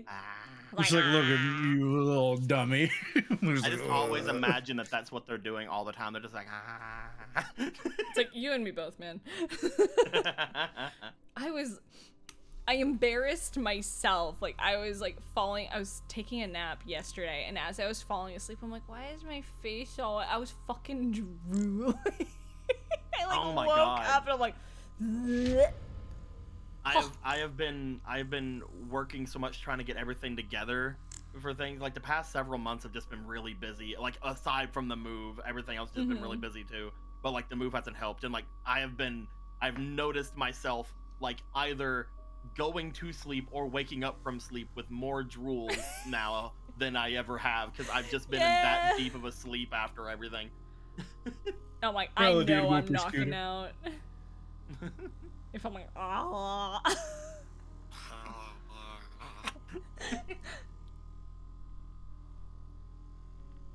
I can argue scientifically Paladin Whooper is cuter.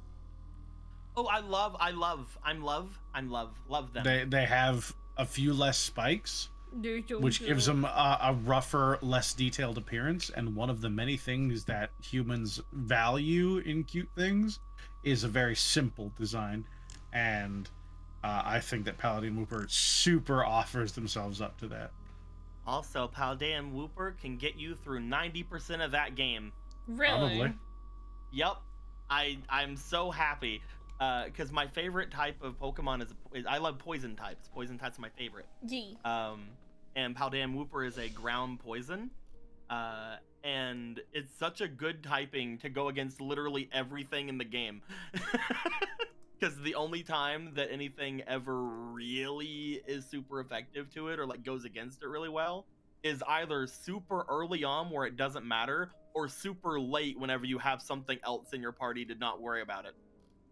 There's that like hyper androgynous, like non-binary heckin' Elite Four member. Oh, Someone yeah. drew a comic of the like protagonist running up to them like, you look like the kind of trainer who'd go super aggressive and all out right away with a Gardevoir. And they're like, nope. And they start getting like Lucario? Nope. And they start getting Charizard? No, not really. Well, what do you have? And they just pull out a fucking Claude Sire. They're like, Yeah. a baby. Yeah. I've seen that one. I It's love so Rika's cute. team. Rika's fucking great. Rika's amazing. I still need to play the game, but I'm like, I have so many other video games that I need to play first. And we sleep for 15 hours. The last time I slept for 15 hours, yeah, I think it was around that long. It was when I had food poisoning in college. Oh. Aaron, sleep that more often. Get more sleep. Without being sick. I mean, Without I being sleep like sick. roughly, 8 hours a Okay. night. I just wake up at bad times. You also go to bed at like 6 a.m. You nerd. Yeah, that's why I wake up at bad times. But I get the appropriate amount of sleep. Yeah, no, I went to school. I vommed a whole bunch. I finished class. And then at lunchtime, they're like, you're not doing your second class. I'm like, but I want. And they're like, go home. I'm like, okay. And then I went to bed and woke up at 10 a.m. the next day. My God. I like can't sleep that much. My body, every fucking morning, I want to shoot myself in the fucking face. I don't, but it's just every morning I wake up at either 6 a.m. or 8 a.m. for no fucking reason. My body's like, hey bitch, what's up? You wanna Oh get yeah, up? I get that. I woke up at like 8:30, and I was like, "You gotta pee," and I'm like, "Okay, I guess." And then I go, I'm like, "I didn't really have to go." Yeah. And then I go back to bed for a couple more hours. The longest I've ever slept was because it was right after I lost my eyesight in my left eye. And they told me that my brain was trying to catch up with everything. Ooh. Because like it was just now like my right eye was trying to like overcompensate, and like my like just general sense of awareness of myself was trying to overcompensate and everything like that. Yeah. So I was literally overpowering every sense that I had. Not to mention, we learned this several years later, but the head injury also gave me sleep issues, a lot of them. Oh no. So, and that was undiagnosed for years and years. But so there was a time. Laughing at you. I looked up at the screen at the. Oh my goodness! Oh my goodness! I just saw it. Oh, thank you, Black Ace, for the 41 months. Please continue. Sorry, I was distracted by titty. It was a much better. There was a much better thing to talk about anyway. Anyway, continue, friend. But no, it was just. So I basically what had ended up happening was I stayed up for like nearly a week because of undiagnosed sleep problem issues. I didn't feel like I stayed up for like a week because brains are weird, and trauma to brains make you not understand things chemically. So I didn't feel like I'd been up for a week until I collapsed and was in bed for like 24 hours. That reminds me of a person that I don't particularly care for, but will not get into because this isn't the place for that. It's me. How did you know? Hey, at least But you're they at one point on television claimed that after imbibing a little bit of apple cider, they had such a feeling of dread overtake them that they were unable to sleep for a month, which is What? literally over double the world record of the longest time without sleep. You would perish. Well, problem is, we don't know. No one's ever gone that long without sleeping. There have been people that have tried that have perished. Oh, usually it's not the lack of sleep that kills them. It's that they're like, all right, I'm going to go to work, and then they get in a car accident because they pass out at the wheel. I guess that is true. You did absolutely nothing other than eat and be awake. We don't know what that long would do because nobody's done it. I think the world record's like 11 and like a quarter days or something. And they're like, nah, triple it. I literally, like, according to my sister, I literally, after that week, I sat down and passed the fuck out. Like, it was an instantaneous thing. Like, I was just out, and she had to, like, periodically check on me for the next, like, day. Hey, you good? She thought I was gonna die. Tomorrow is DMS. Yeah, we flip-flopped the week, so last week would have been Prince's. And then we did DMS on Saturday. We're doing DMS again. Then next week we're doing Prince's, and then DMS on Saturday. And then DMS, and then Prince's, and then probably nothing on the 31st, but we're going to pretend like we're going to do DMS until we get close to it, and everyone's like, it's New Year's, I have things to do. Yeah. I get to be in a world where I've lost yet another car. Yeah. Yeah. It is very sad. We'll find another one, probably. Maybe? Who knows? A car should not be traded out this much. A car should be for a good number of years. You should take care of her. But it's just a vehicle. There's no killing. I also give them a good home.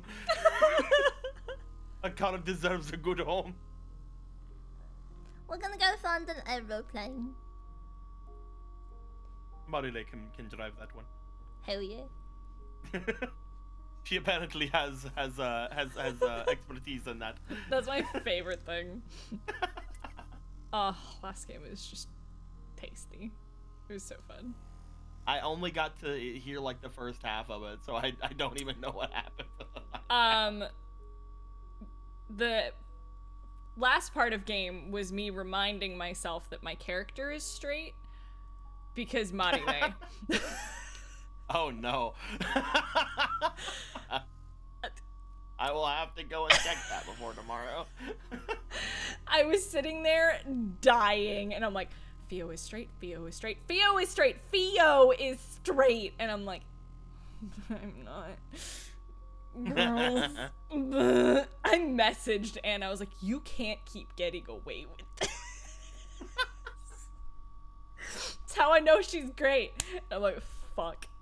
I think I was able to listen up until the first fight happened.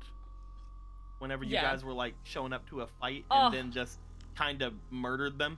Dude, I was so excited that like I got to use the ability I did because I was like, oh, I have 5 style points.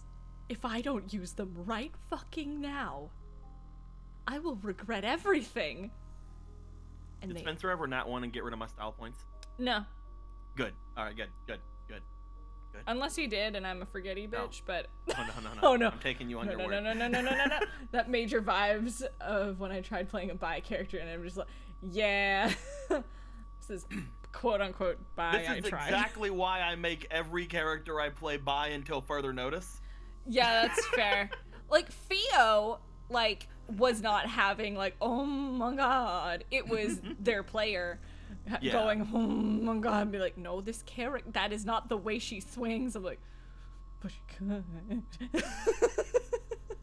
And I feel your pain. I made one of my characters straight and they ended up pan. Yeah. It's like, they're straight. Unless. That's just how I like doing it, because like it really comes into like what they scream at you. Yeah. So like I'm pretty like, for example, I'm decently sure Quintus is straight. I'm decently sure straight plus Raleigh, I believe, is what that one is. I'm straight adjacent. I'm straight, but like I could make an excuse for the guy that killed my dad. Quinn's spaghetti straight. Yeah. He also constantly is like, oh god, if only Kitty were a woman. If only Kitty. Unless. I mean, no, need a hair. If only, but we wouldn't dare. But maybe, but no. Just fuck. No. Listen, And we'll then, make it a like, trend. It's like I'm pretty sure I know where Quim falls, kind of. But like I definitely know where Nim falls. You know, it's like def. It's like that's a gay boy right there. And like I have no idea for a lot of other things. But like whenever I was, Nicolo is definitely straight. From what I've kind of gotten from him. Mm-hmm. Like I feel like out of everyone, like he is probably my most straight character in the entirety of heckin' Nat19. He's by far the straightest character I've ever seen you play. If I were to like, Ashley's a mess. Ashley is Ashley. That's just what that is. Not sure about Casper yet. I'm gonna be honest.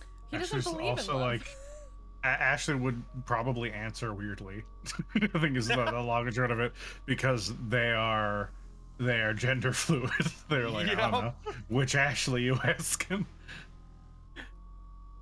Ashley likes Devin. Everything I've heard about Devin, that's fair. But Ashley also had like the whole thing there with like, I can't though because I'm technically this and they're not gonna like that, and then Devin's like, don't you fucking tell me what I will or will not like. Don't you be elf racist to me. Yup. That was one of my favorite moments between me and Carrie, was Carrie literally just playing Devin like, Session 25, baby. Fucking stop.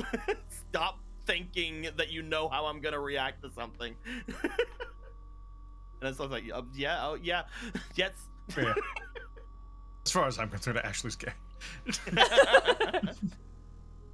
That is where I'm lit. That's where I'm sitting at, because like, no matter what the reason Ashley believes that they should be where they are, they believe that that's where they should be. So yeah, and that is where they have found themselves, and by this point they have definitely solved their conundrum. They've stumbled upon the Archmage, and he's like, yeah, I got you, fam. Well, that's the thing. I want to talk to you about that at some point, because like they definitely got the solution they wanted. Yep. But did that solve anything? It's the problem. Because I don't fucking know what that's all about. But well, that's a later issue. That's a years from now probably issue that I'll talk to you about when we never ever go back and look at it. But yeah, I feel like Casper is honestly like maybe too young for me to know. Like he's not young, definitely, but like he isn't seeing this adventure as looking for anything like that. I mean, and I did agree with, even though it wasn't me doing it, I 1000% agree with how Logan did the whole like, don't understand love. Like he just doesn't. It's not something that's it's gonna be on his mind at the time being, until it does get on his mind. So until that happens, I'll never know what he is. Opens a door, just sees hacking a random NPC. Dreamweaver. Dude, I believe you can get me through the night. I want that so bad. I want that so bad. It's just, and he opens the door. It's Monty. All your dreams coming together. Oh man.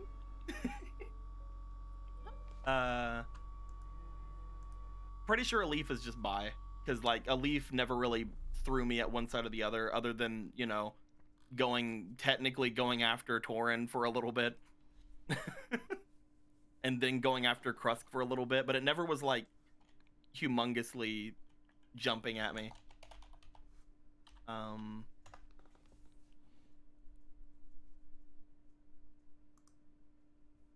Stonewalker's pretty straight. Remember those heckin' bear boys.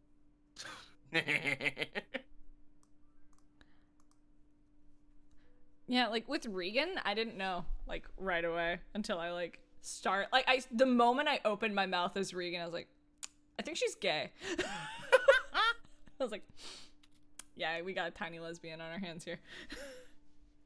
It comes up so rarely from my characters. I don't really like think about it going in. Yeah. I usually just bumble my way there. The only time I think I've ever walked in with anything in mind in regards to that for a character, I guess two characters would be Lancer and Miriam. Yeah. Yeah. Mal's female leaning bi. I figured that out a long ass time ago. There were certain things that happened during that game that I'm like, you're not full straight, but you definitely lean one way. Out of all my characters, I know that one. Yeah. Like possibly more than I know Nim is gay. I also had a lot of time with Mal though. I had a shit ton of time with Mal. You think that, and then we have to think that like we spent almost triple the time with our Vestige characters that we have with our Fate War characters. That's very true, actually. Yeah. It feels like that's wrong, but like no, I guess I've just had a lot more time with Mal than playing Mal. Is what I more meant. Like because like we also had like the special games, but I can't even say that because I've had more special games with Quintus. Like it's I've never, you know, that is honestly something I have not thought about, Aaron. Yeah, no, it didn't really hit me for a while ago. Like we can really think about characters like Ian and Isla, and granted they're a bit more of an exception because they were through 2 campaigns, but most of the Fate campaign characters we had for roughly a year on either side. Like Stonewalker and Gael were about a year, a little over, and then in the Grail War that was also a little over a year. But with Vestige, we've been doing that for almost years now. Yeah, because I've been in Vestige for 2 years, and y'all been going for a chunk before I joined. So that's crazy. Yeah. Fuck. I've never considered Mal to be one of the least characters I played because he's been around for as long as he has, and I've also compared to like the one-shotty stuff we've done and the also roughly year-long duration of most of the Thursday games I run. They comparatively probably have been in a little bit more than most others. Well, it's also I had Mal for the Incinerator game, which I guess I'm only bringing that up because after I did that and after Assassin died, spoilers. God. After the sassy assassin died. It's been 3 years. They had their chance. I'm playing. Cody, after assassin died, I was literally at like, I want to play a character. I don't want to play Stonewalker. Let's bring that guy back. He was really fun, but I want to fish him out. I want to flesh him out before coming in because he was such a blank slate before that. I want to give him a reason why he basically betrayed the party kind of in the Incinerator game. And like, I want to give him all these different stuff, and me and Logan made such a good character with him, and I love him to death. Like Mal's one of my all-time favorite characters I've ever played. Oh, that shy little sheepdog. Quinn is definitely up there though. Quinn is probably just the closest thing to me ever. Yeah. I think Quinn, Ashley, and Mal are never gonna leave my brain. I just thought of how easy it was to go back into Quinn during Halloween. Like, it was almost like he never left. Yeah. Except, you know, it had to be evil. Spoilers! Even though Brayden was texting me the whole time. I'm sorry. No, dude, I'm just fucking with you. I don't care. That one actually, like the first one, I was just like, yeah, fuck him, whatever. Watch it, fate. The other one's like, oh right, it's only been like a month. Oh shit. Dude, it's fine. My dudes, I didn't know whenever Breb was gonna be I don't here, think but she's coming back. I did have something I needed Yeah, to go do do it, later homie. on. So I promised when I would play video games with them, so I'm gonna go play video go. games. Have fun playing TFT, even if it's wrong. It might have been a different game. But it isn't, is it? Fuck you.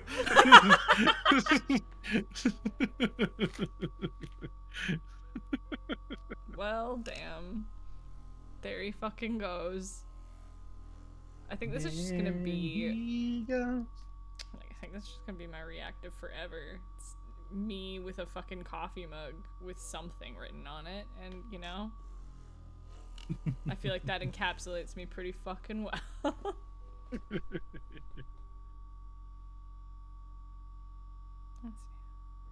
Do I need... Yeah, I do. Yeah, this is probably like the rest of my night is just circles upon circles. I want food, Aaron. But if I order anything, I have to go all the way downstairs, and it's a huge... Gotta go on the journey to get it. Fucking journey. I just want food. And I don't really feel like cooking. I was like, I cooked a meal today. I poured soup into a pot. I just threw chicken titties in the oven until they were cooked. After throwing a ton of spices on them, and then just put them on rice with like some fried cabbage and peppers. Hell yeah. And I just made 3 of that, and then while that was cooking, because that took ages, I cut up a bunch of my ice. Nice. Chicken titties. That was chicken tendies. Get barbecue chicken. Yeah, chicken titty, chicken breast. Yeah, chicken booba. I bought 2.5 kilograms of them. Bringing it back. Remember the pillow fort? Lost to the ages. Pillow fort? It was a particularly silly session early on during the Adelian Void, and I believe one of the only VODs we have been unable to recover for a very long time. Oh no.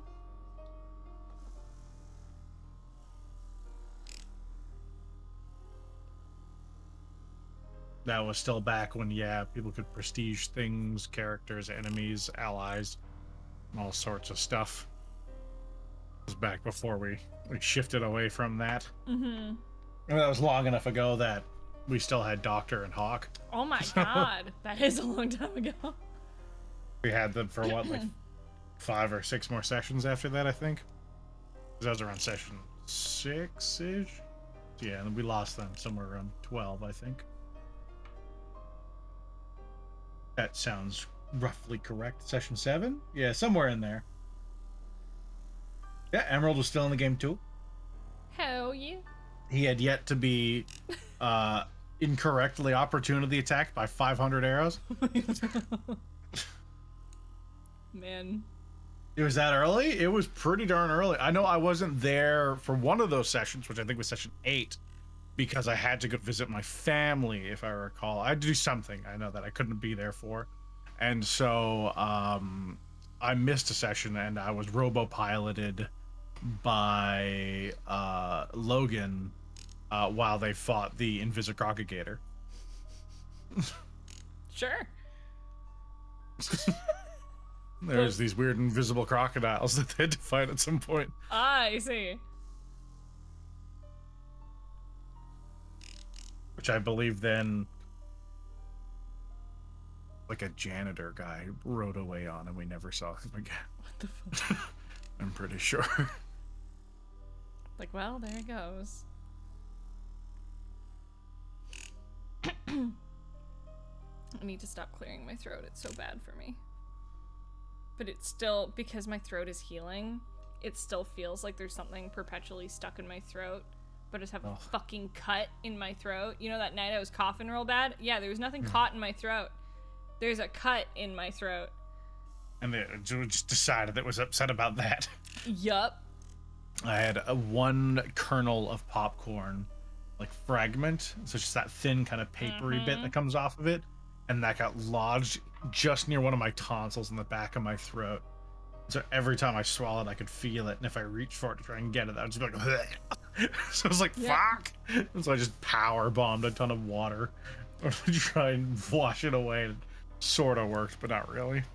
Yeah, I'm like, I don't know what the fuck, but I was like, if there's still food caught in my throat, like, almost a week later, kill me. Just fucking kill me. But I did that fun thing where you gotta, like, reach into your throat. It's like, alright, cool. It's like, no, that's definitely a cut. So, yay. Yeah, Ale guested for 6 months. What a boy. Yep. My god. Due to us kidnapping y'all, that makes him at this point the longest guest we've ever had, because we didn't allow the option for you to remain one. We're like, no, you just stay. I was there for 1 session. It's like, hey, do you want to stay? Like, I mean, yeah. Okay. I guess. I really like playing Avi. She's fun. She's a butthole and I love her.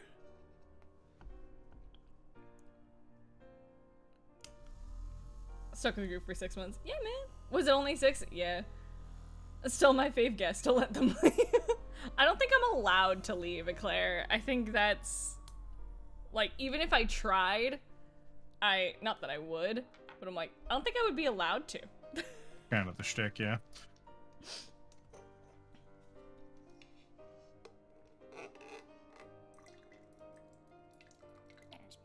Extra water. Oh wait. I'm not going anywhere. I like these fuckers too much. I like D&d too much. You stinky dorks. Stupid assholes whom I love very much. Whatever. Resin shaving infused water. Yum. Yeah, man. Don't drink that. Don't do what I do and put your coffee cup next to your resin water and almost dip your dice into your coffee. I've never done it, but I've almost done it. It's like, I love poison. It's great. Vague question, because I'm doing something art related, but Fio, pastel pink or baby blue? Probably baby blue. Blue is your favorite color, being that she wears it. Click clack poison rocks. Yeah, that's why it's like, don't eat resin. You will die. Don't eat your dice. You will, in fact, die.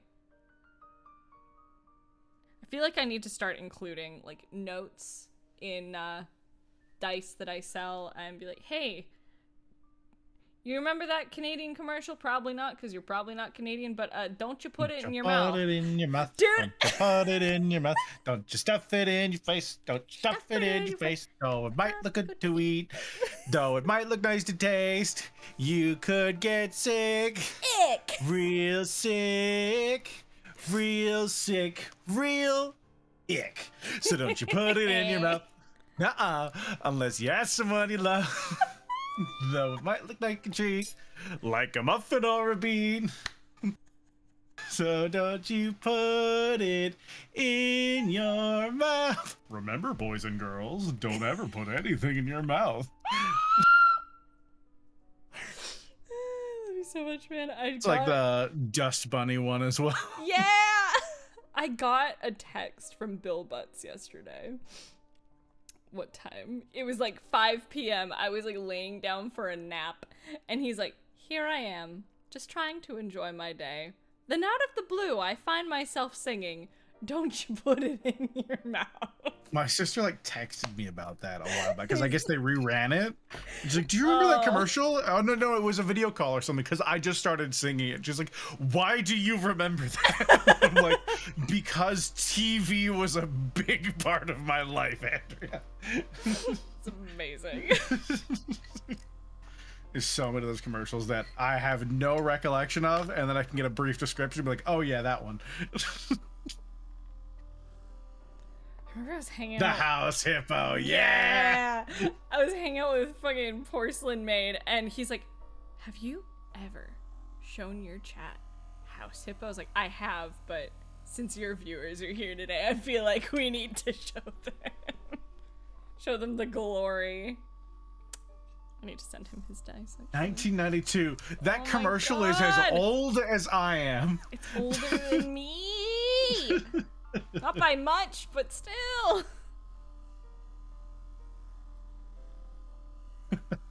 90s is fucking wild. Yeah.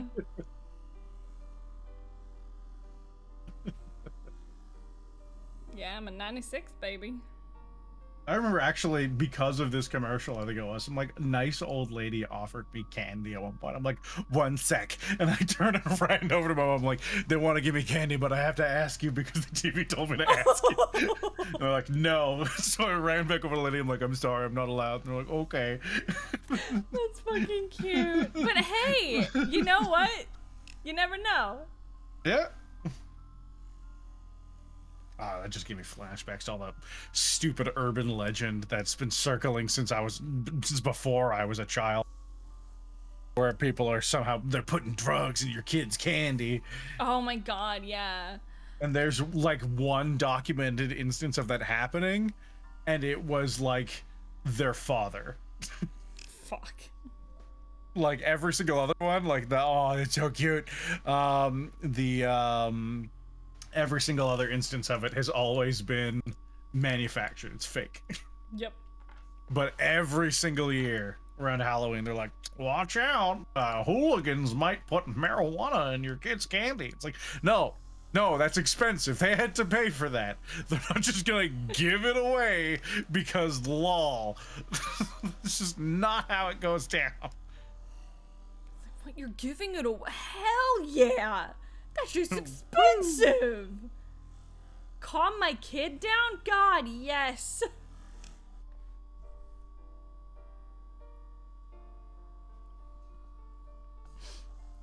was in the fucking break room yesterday. And, I was telling, my friend James, and I was like, "Man, yeah, I'm having a hard time, like, finding time to relax, but also I bring it on myself because I like doing 1,000,001 things all the time." And he's like, "Yeah, have kids and then get back to me." I'm like, whoa, James, listen, that's in the future. I ain't ready to start popping them out yet, okay? Oh my god! And snow. You're so cute! Readjust too cute. Yeah, me, Santa Frost. And it won't flip you. What the? There you go. He's the frozen Santa. Mwah. Y'all. Abominably adorable. Oh god, I nearly paid for a Potaroo live 2D thing. But then I decided that no, I was in fact still too poor, and that would be a frivolous use of my money currently. So I was like, no, I'm gonna save things for the other stuff I have in the works. Yeah.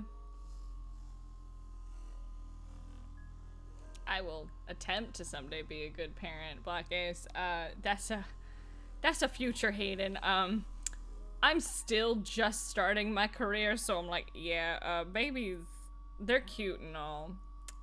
And I would love to be a parent, but, no. My family has shifted from, when babies to when girlfriend. like my dad will phone me and be upset that I'm not dating anybody. He is more invested in it than I am. You're like, someday. Yeah. I'm like, that happened. Like, It'll happen. Father, I'm surrounded with attractive, talented people. Of course they're already dating people. Like, what do you think, bro? Literally, he asked about a girl I date. We didn't really date, but we definitely were like smooching in high school. Mm-hmm.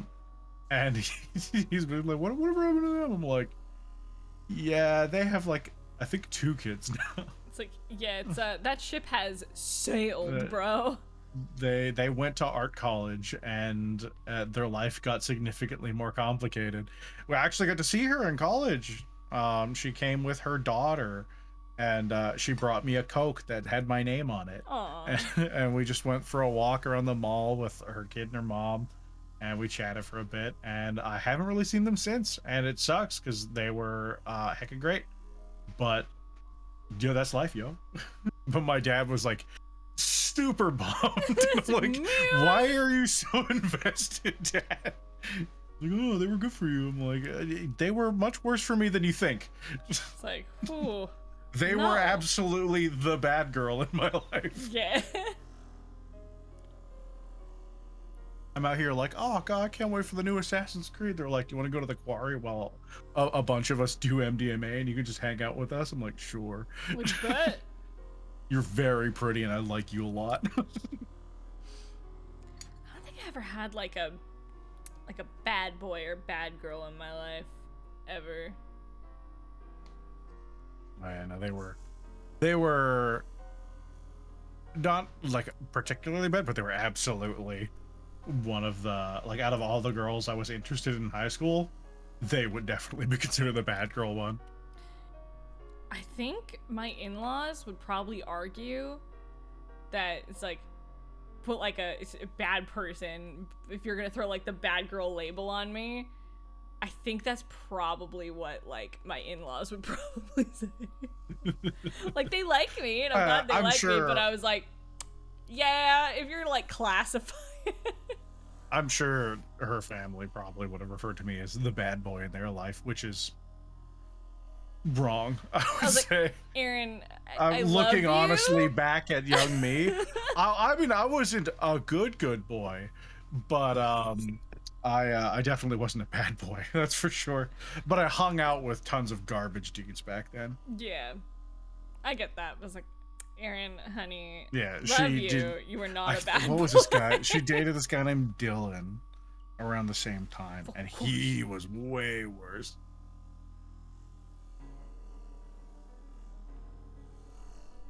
Aaron, the bad boy. That's me, bad boy.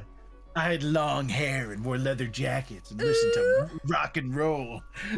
I thought the bad girl in your life was Aviana. Yeah, pretty much.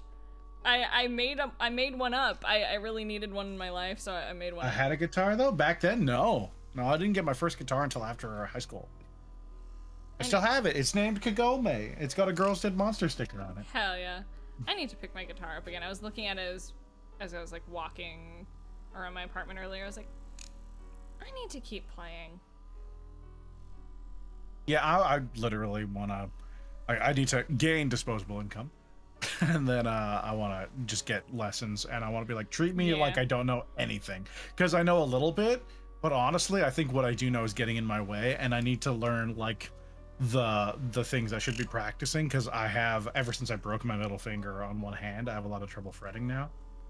And so I just want to go in as a complete noob and be like, treat me like a baby as far as guitar work goes, and I'll start from the ground up and just get good at it again.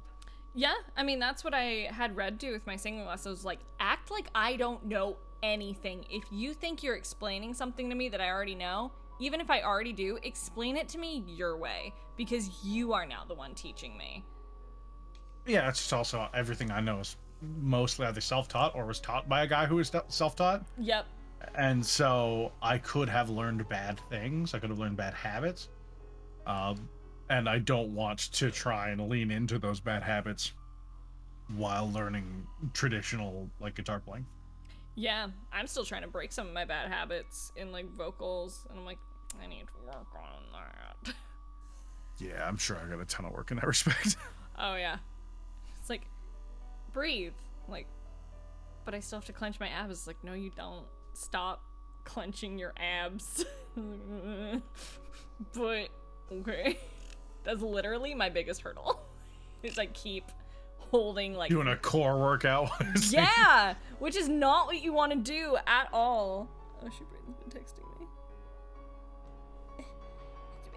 What's up, baby? I think... I'm so sorry. We got lost some more, and then we fell into this bar, and they said we couldn't leave until we had 6 drinks. Nah. Tired and stressy, and We're their 1,000th customers. We can't just leave. Poor Brayden. Yeah. No, I was like, take the night. We got it. You good. Again, bought a mic recently to pick up singing, but then I played back a recording and I'm like, ooh. Yeah, honestly, I'm like,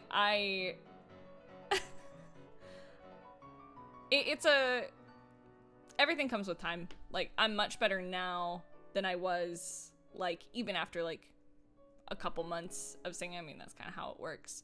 But, like, if you're willing to put in the work, it's great. And it's amazing, like, feeling the results. And, like, honestly, it's, like, one thing to hear it, but, like, feeling it in your body, if that makes sense. Yeah, but you also develop confidence, which like someone singing okay with a lot of confidence versus someone singing well uncomfortably is still, it's night and day. Yeah. But I do think hearing your early recordings back is some of the most humbling stuff any singer can have to go through. Oh my god, yeah. Like, I don't like shitting on people's parades, and I hear a lot more people singing nowadays than ever, just all over the place. And most of them don't ever claim to be very, very good. But I'll hear them like go flat or something for a whole like bar, and the reason is usually because they're holding themselves back because they want to be quiet, but they also still want to sing. And I'm like, you need to commit, you need to do it, because right now you're doing it so half-heartedly that it's sounding worse. Yeah, honestly, it's easier to sing loud than it is to sing quiet. So like if you start singing quiet, you're putting like so much pressure on like your vocal cords, and like you're not gonna like end up placing it right, and you're gonna go flat, because if you're not singing like properly, you're gonna sing like in the back of your throat, and it's easier to go flat that way. I run into that a lot when I'm like, yeah, I gotta place it in my nose. It is hard, it's so fucking hard, but once you know it, it's like, huh, oh yeah, okay. Yeah, once you have the confidence to sing loudly, you can learn to sing like basically at any volume with good technique. But yeah, trying to sing quietly so as to not disturb anyone, the only thing that's going to hurt is your singing. You're just going to have a harder time getting it, because you're going to not hear yourself as clearly, so you're not going to know what you're doing wrong, and you're also going to reflexively hold yourself back.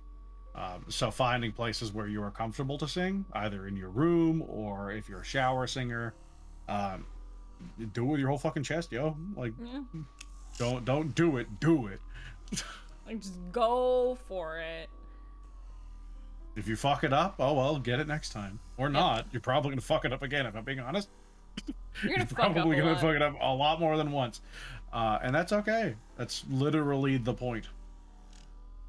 Singing, much like a lot of other things, singing is a skill that visually seems like it just comes to people. And there are people who are naturally going to jump into singing quicker than others, but under no circumstances, literally, unless you are literally tone deaf, you are gonna be fine. And I've also had people claim to be tone deaf, and then I watched a Scottish man bully them for 30 minutes to prove they are not tone deaf. Like, he made them say it out loud. He's like, you are not tone deaf, and I'm gonna make you prove it. And he would go like up and down his piano and be like, all right, make the sound I make here. And he'd do it, and then he'd move like up 2 octaves and be like, make this sound. See how they're different? You know what tone is. He would just demolish the excuse, so they had to try harder. And I mean, it led to a literal emotional breakthrough for someone.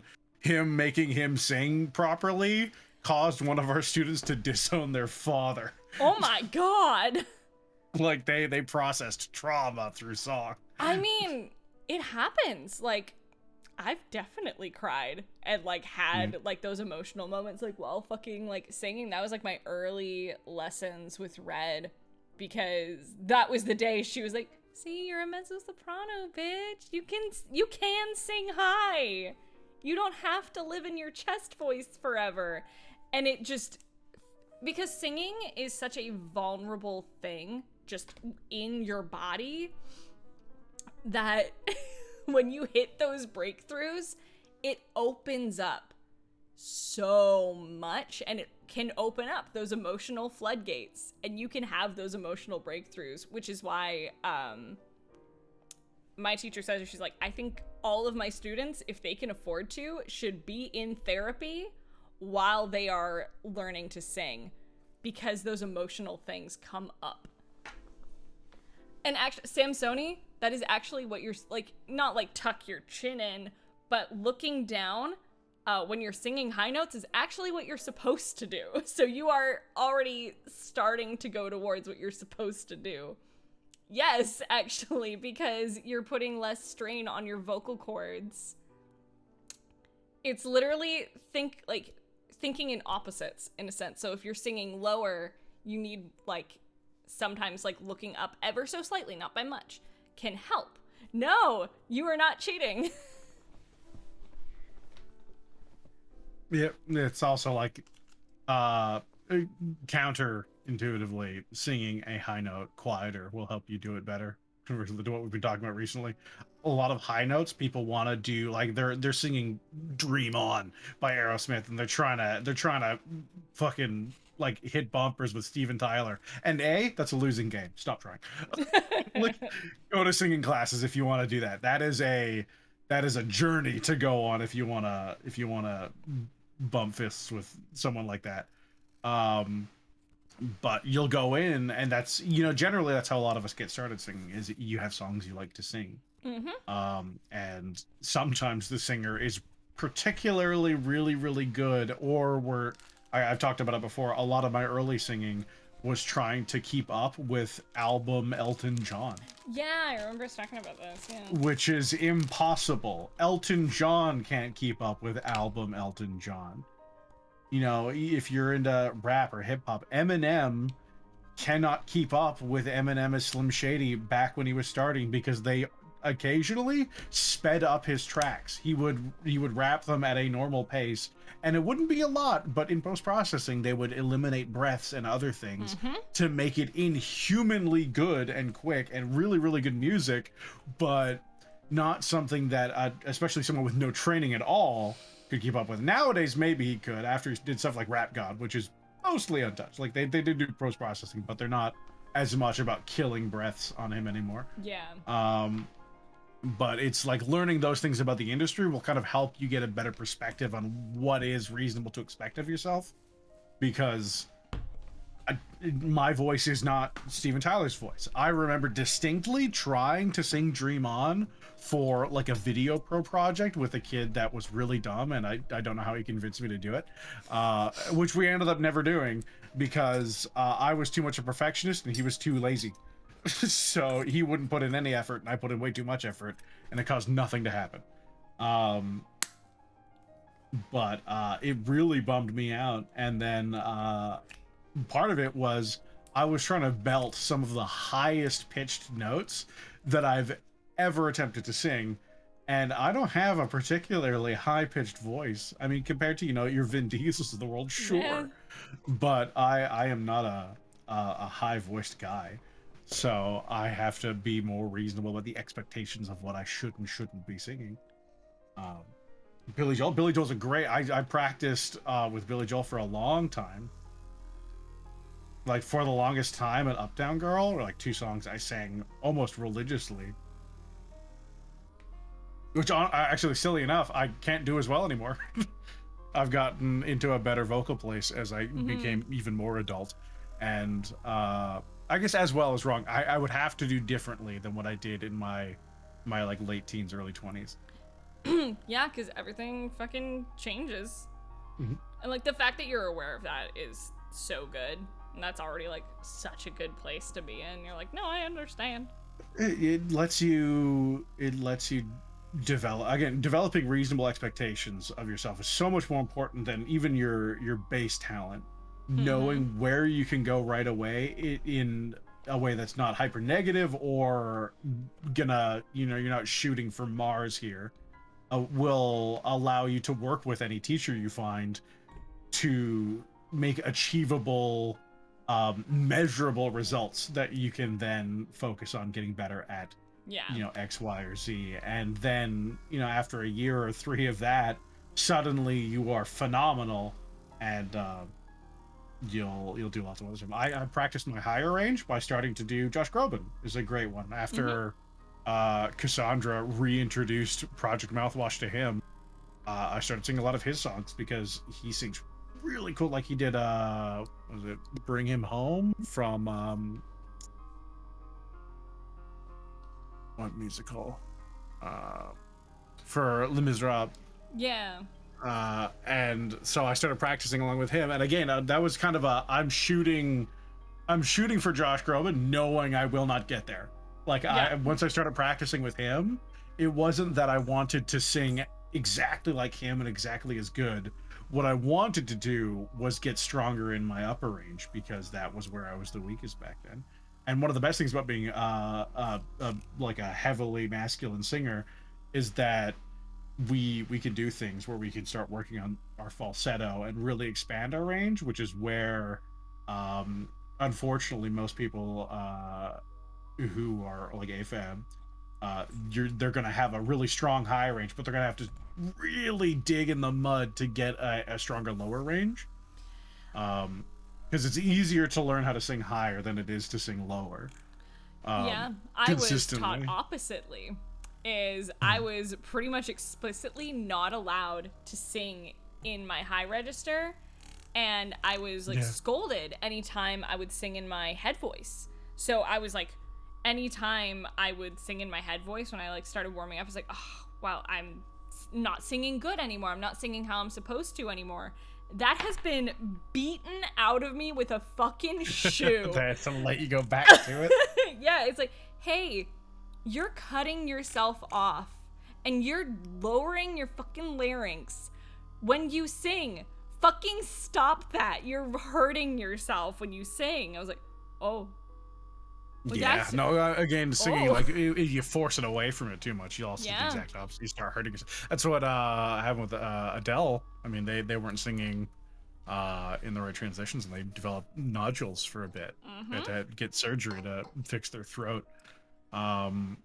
Yeah, building a lower register is really, really useful. You want to still sit in a natural register when you're doing it, and sometimes that means going into head voice.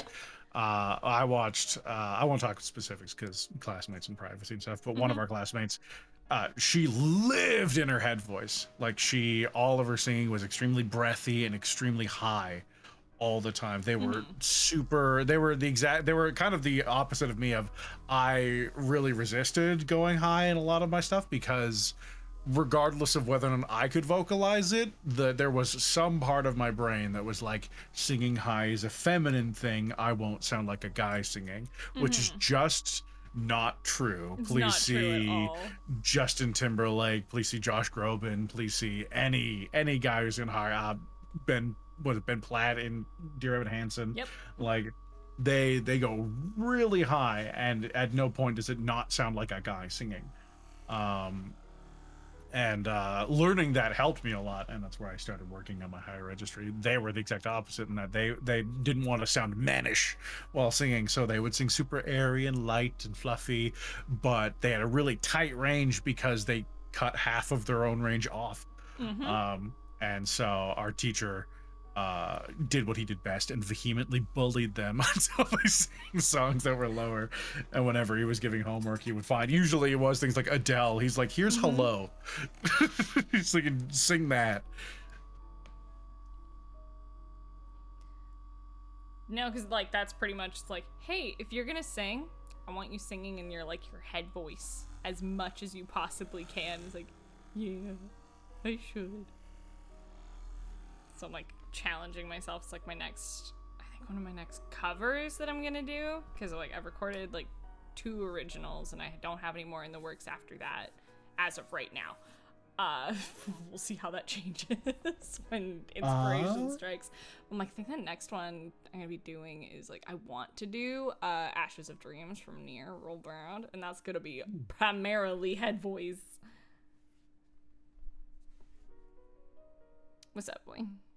Oh, I just think that's really cool. Yeah. I was looking chat. Apparently, you guys are having issues with your VODs not having audio. Yeah, for some reason, and I don't know why, because I have all the stuff in place, like how we set it up, like when we all we're setting up our streams. I'm like, I haven't changed anything.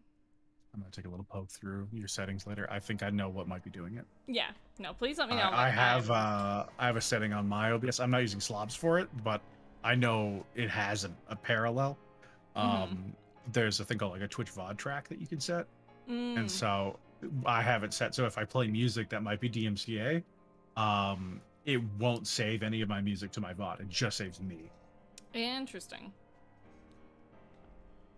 Yeah, I actually have to remember to toggle it because I set it to a specific track.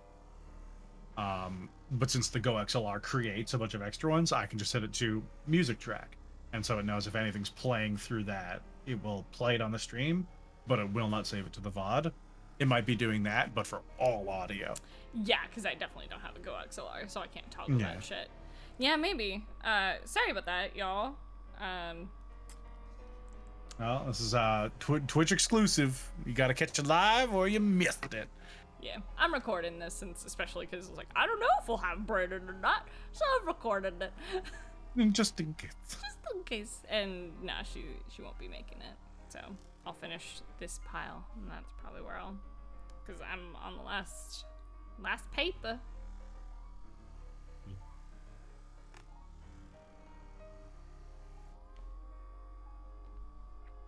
Oh yeah, Todd's getting ready to replace their VR. Oh yeah.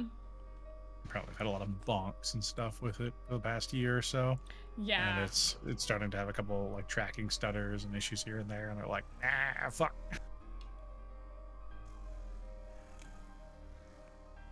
Is she like running a dono goal for it? No, they're just thinking about it. Yeah. No, they're still doing the Totless thing of how dare you donate to me. Can't imagine we know anyone else like that, though.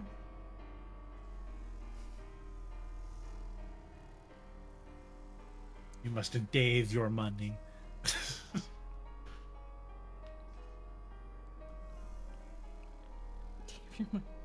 Oh, they slept in VR once and it broke one of their headset speakers. No.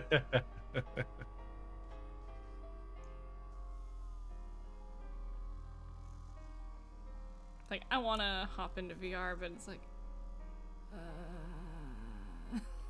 It's a lot. Even I only take bursts right now, and I've lost a lot of my VR legs. The last time I did like a particularly big stint in VR, I got pretty motion sick pretty quick. Granted, I was also on a mod for a non-VR game to be in VR, and vehicles in VR are the worst. ooh. Unless you are sat down in real life while you are playing, your brain just fucking hates it. And yeah, I played Half-Life 2 for like 2.5 hours on stream, and I got to the boat section for like the last 30 minutes of it, and by the end of it I was like, no, I need to stop right now. Like I took my headset off because I was starting to feel kind of like it was too much, and it got worse even after I took my headset off for a bit. No. And I was just like, oh, and so I just sat down and was just dazed on my stream for like an hour before we did anything else, because I was just like, that was too much. So if I ever go back to that, which I don't know that I will, but if I do, I'm probably just gonna skip that. I'll just load a save that starts after that section. We're just gonna not subject ourselves to that shit. Yeah.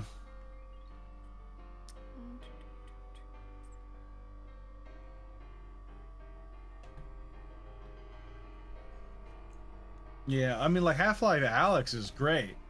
Half-Life VR, though. Rather, Half-Life 2 VR. Half-Life VR I haven't touched yet. I know they're working on that right now.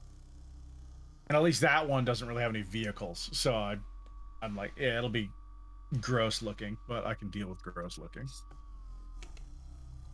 Better than gross feeling. Yeah.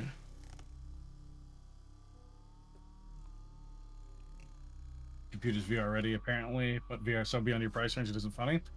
Look into a Quest 2 and the PC cable. Mm-hmm. Quest 2 on its own isn't super expensive, and the PC cable is like 100 on top of that. It's not super cheap, but it's upgradable. You can still play on Quest before you have your PC cable. You'll just be limited by the Quest's capabilities. And then once you get the PC cable, you plug it in the back, and then you can run VR like a normal player. Downside being that I think you need to link your Facebook account to your Quest still, because Meta owns the Quests, which is terrible and bad. Yeah, agreed. But yes, a VR is very expensive. Again, every time I think about upgrading, my immediate reaction is, well, I guess I can sell some of my CSGO knives, because that's the only way I'm getting a new one. Like, I cannot afford a new setup. Just the base stations on their own, if I wanted base station 2s, they're like, what, 200 each or something? And I need at least 2. Or I can buy, like, the Index kit. And an Index is like $1,000. What is it? Index headset on its own is 600. Yeah, the VR kit, 1,400 bucks for 2 base stations, the controllers, and the headset. Index. How much would it be if I did so 2, 4, or I could do 1,000 for just the base stations and the headset since I already have the controllers. Sorry, I lost hold of the D2 and it freaked out. I had a little bit of a panic Like, set. how did we? Fortunately, I am talking about Canadian, so that might be what you're looking at. But yeah, no, it's the Valve Index headset, 659 Canadian, 1,400 or 1,319 Canadian. So with taxes, you're looking at like 1,400, 1,500. Mm-hmm. I'm gonna have to eat after this. I am fading, a little dizzy. Which translates roughly to 1,000 USD. Yeah, 1,368 is it's a little under 1,000. Yeah, that sounds about right. Yeah, get you some food. I have eaten today. I ate right before stream. I had a salad while I was directing, and then I ate like soup, like minestrone soup. So it wasn't like nothing. I got my little ice Mjolnir here. I'll bonk you.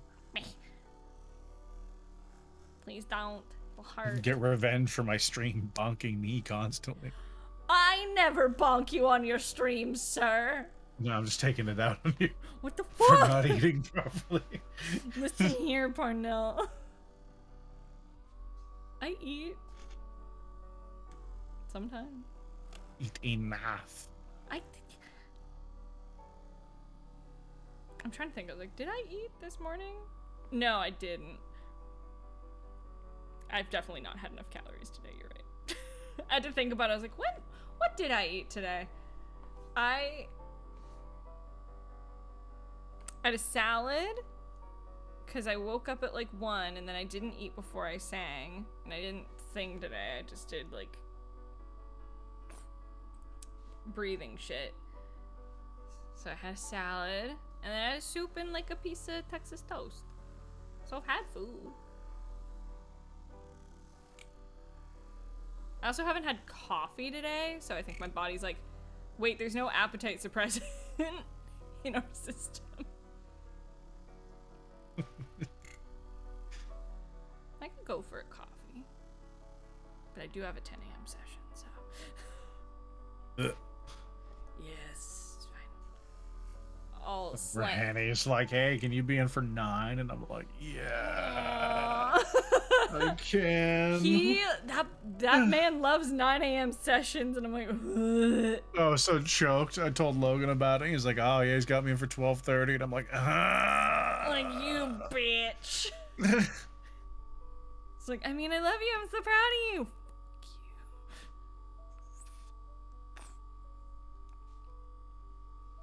Fuck You know, I would have 9 a.m. sessions, and I would be coming from the island, so I'd have to be up at like 3 in the morning, and I would sleep in my car. It's like, yeah, I could be there. Yeah, I was like catatonic, and then I got there, came back, and as soon as I got back, I lied down. I was like, I'm not gonna be able to nap, and then I was unconscious. Yep. I woke up, and I was like, I was wrong. Like, huh?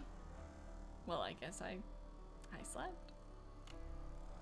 Naps Make of the bunks cheaper? Never! I'm trying to get people to spend their dang points. No, I'm trying to save my points. Everyone's like, ooh, woo, I need the 10 million. Yeah! You get it. I'll do it, Parnell. Don't underestimate my power. There's X. Listen, bitch.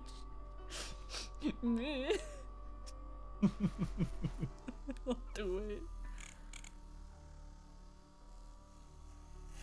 I have no more to spend. Claire, no, you gotta join me in saving 10 million points. We'll do it someday. Aaron, I just need you to stream for 30 years and I'll watch every single one. I'll do it. Hell yeah. Here we go. Thank you for the raid. Oh, thank you very much. How was your stream? The I have bounce no and more to smooches. spend. I know. I made the mistake of I gotta add more. requesting smooches on stream. I was like, no, smooch chat. And then I was like, I was a fool. I've been spending points this whole time. What have I been doing? And I love you. Yeah. The most I need points more, ever accumulated. I need more sound alerts. 500,000 took fucking long. Yep, again, I based my rough estimates of how long it would take to get the 10 mil off of my highest earner for 2021, I think. Which I'm pretty sure was Night Shadow, I think. And they had earned like 300,000. And so I was like, all right, 300,000 and some change. So we're going to say roughly 3 years to $1 million. They're like, it's about 30 years to get 10 mil. Don't tempt me, bitch. I'll do it. Or I'll just kidnap you and be like, oh no, we're gonna watch Black again. Fuck now. Oh no. Oh shit, oh, it's finally, oh crazy. I don't know how this got on there. You're staying. You can't go anywhere, Parnell. Don't want to know how much I've spent in this chat. Yeah, that's fair.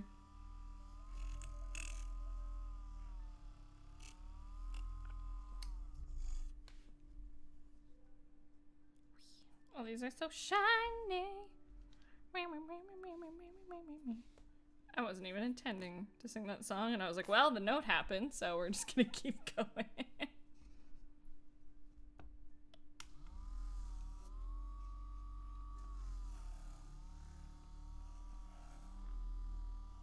Modern Warfare 2 got nominated for a best game for fucking 2022. God, it's been out for like fucking 3 weeks. What? What do you mean? Go to jail. Go. Cease. Stupid. Money, yeah. Yeah. Or fanboys. I mean, this is the Steam Awards. Yeah. This isn't like the Game Awards, which is just money. Let's be real. What? You mean Genshin being like at the top of that shit right now? Yeah. I saw how low like God of War was in terms of like in comparison to Genshin, and I felt just my soul shrivel. Yeah, I do like that they're adding more like audience participation, because I saw like a streamer like making a war cry, and he's like, this is our only chance. We need Sonic to win so Genshin loses. Yeah. It's like, I don't care if you agree, but I need your assistance, because I don't think you think that Sonic's the best game, but I do think you think Sonic's better than Genshin. Like, Genshin can be really fun, but yeah. But you're right, Eclair. Most people haven't had a chance to play God of War, like myself. I haven't had a chance to sit down. I'm like, oh, I'll make time tomorrow. I want to know where all the ad budget for Plague Tale went, because I saw nothing until it was out. Like until I got an email where they're like, "Do you want a key?" And I was like, "Do I?"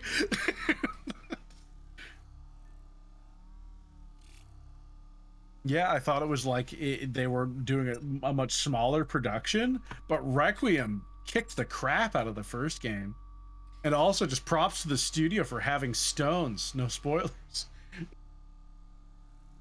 But they don't mess around in the second game, is all I'll say. The first one I joked about a lot and I compared to like a YA novel. Mm-hmm. Just for the most part, everything seems to kind of work out, and it literally had the feel of like, my new name will be Sparrowfly. Like, whatever. And they kind of ditched that, like that disappeared through at least part of the second game, and then it just got real, and I was like, let's go. No, I remember you watching punches, it. Yeah. I was like, fuck. Now, if that one got it, I would be so happy, but I don't think they advertised enough for it.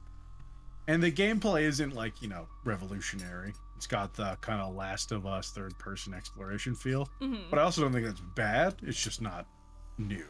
Yeah. But I don't necessarily think new is good either. What the heck's a Dusk Falls? Or As Dusk Falls. It doesn't help. I still don't know what that is. Homst could say. Explore the entangled lives of two families across 30 years in an original interactive drama from Interior Night, starting in 1998 with a robbery gone wrong. The characters' lives depend on the choices you make. Oh, so we got like a, it's like a Telltale style or a Life is Strange style game. Mm-hmm. Okay, looks a little weird. They couldn't decide if they wanted to go hyper realistic or cartoony, and so they ended up with this kind of hybrid that I won't say it looks bad, but it's not to my taste. Dooler, thank you. Dooler, mwah. Mwah. I will message you after this, by the way, my boy. I got to pat Dooler on the head once. It was fun.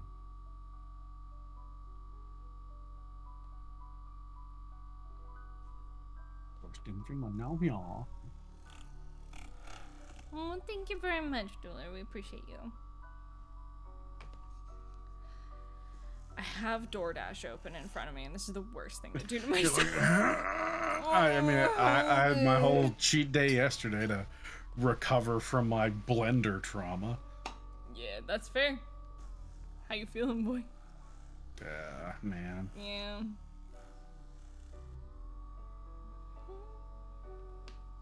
Woo. Dooler, what the fuck? You crazy. Back in the mob. Like, what do you do? You know what? Don't answer that. Oh, yeah, Tunic. That game looked cute. It's like Zelda for furries. So like Zelda. I was about to say, I was like, do I say it? I was like, you mean Zelda? I see the internet thirsting for that bird boy. And literally everything else. I mean, I can rewind to Twilight Princess and we had some takes. Yep. Oh, I remember. That was the first Zelda game I ever played. Cause my dad got me a Wii. Started the whole Jennifer. It's true. Mm-hmm. It was popular enough that Zone put in a furry Easter egg in one of their games. Really? Yeah. That's amazing.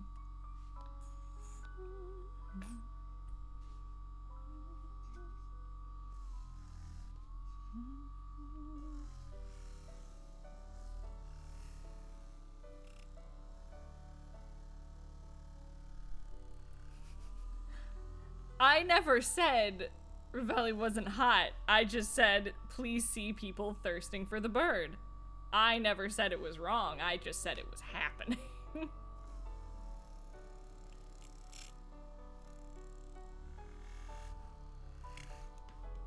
Yeah, a lot of people have a hard time admitting it.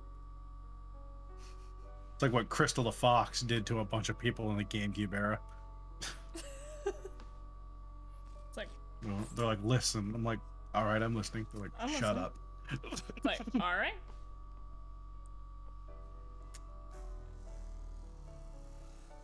Oh, this game would break Carrie's heart. Oh no.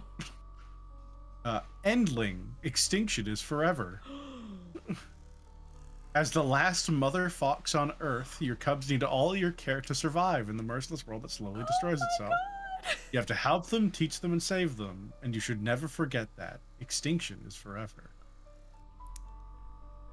It's like, if you really want to fuck with her, you make her go in blind and you don't tell her. There's no way. She would literally break down. Yeah, there's no way she would make it 2 minutes. Like, oh.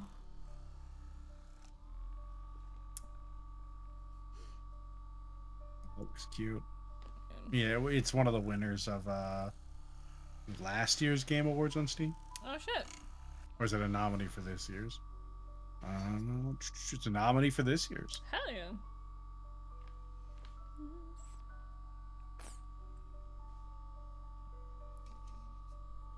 Everyone's a furry. Most of you just haven't accepted it yet.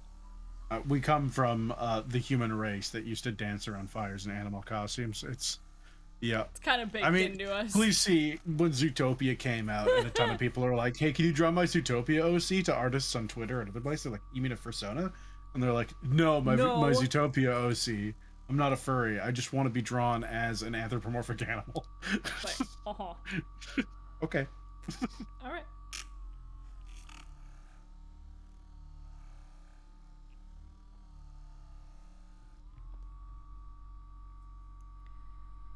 It's like we also come from the era of Lion King 2. Myself and many others. Kovu, what's up? I still love Logan where he's like, he is just a lion.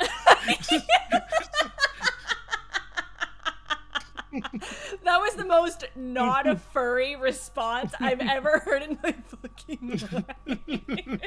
It was so good. It's like, no. Is this Robin Hood? Yeah.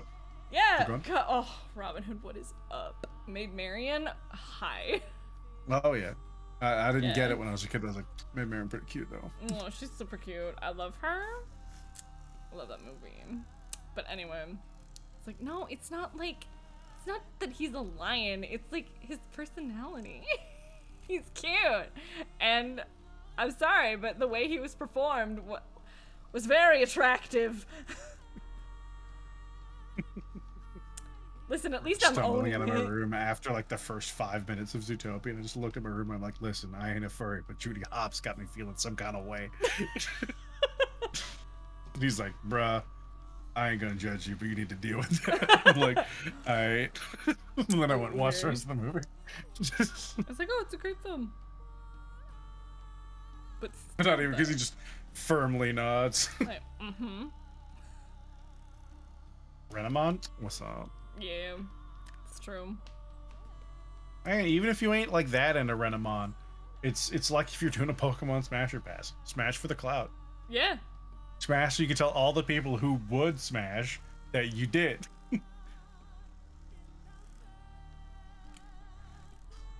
Does she have Pixar? Did you guys see that angry video of the guy who was mad about the Pixar thighs meme? No. Oh yeah, he was furious. He's like, y'all out here telling me there's Pixar thighs, that all the moms in Pixar got these super thighs. He's like, let's go through all of them. And he just starts going through every movie, pointing out every possible mom. Oh, and he's like, look at that. They are sans an ass. They are assent. And then there's like a couple of steps like, oh, all right, Miss Incredible. Yeah, okay, I'll give you that one. He just skips the movie. He's like, Incredibles 2. Yeah, she's still there. Yep.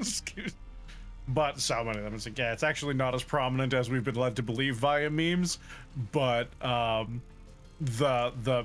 meme of him breaking down honestly makes it even better. Again, I mean, the aunt in Big Hero 6, what is up? She's Here it is. There you go. Here's a gift for you. Hell yeah. I'll send it to chat too. Oh, yeah, I will watch that after the stream. I'm on my last day here.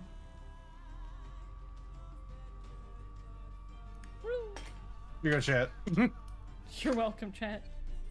Alright. I have polished all the dice I needed to tonight.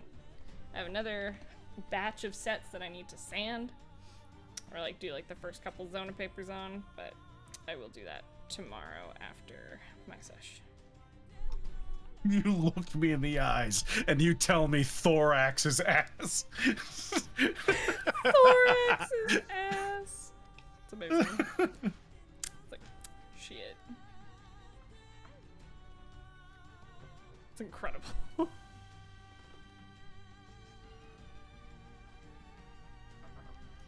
I guess everyone's like, Princess Ada, sick. I loved Princess Ada growing up. I love Bug's Life. That was like one of the biggest things I was so sad about when they were like changing stuff at Disneyland. I was like, they're getting rid of all the, I know kids today don't get it, but I'm like, they're getting rid of all the Bug's Life stuff. Like, I loved walking underneath like the giant leaves. I'm like, I'm so small, this is great. It like created like that illusion that they were going for so well.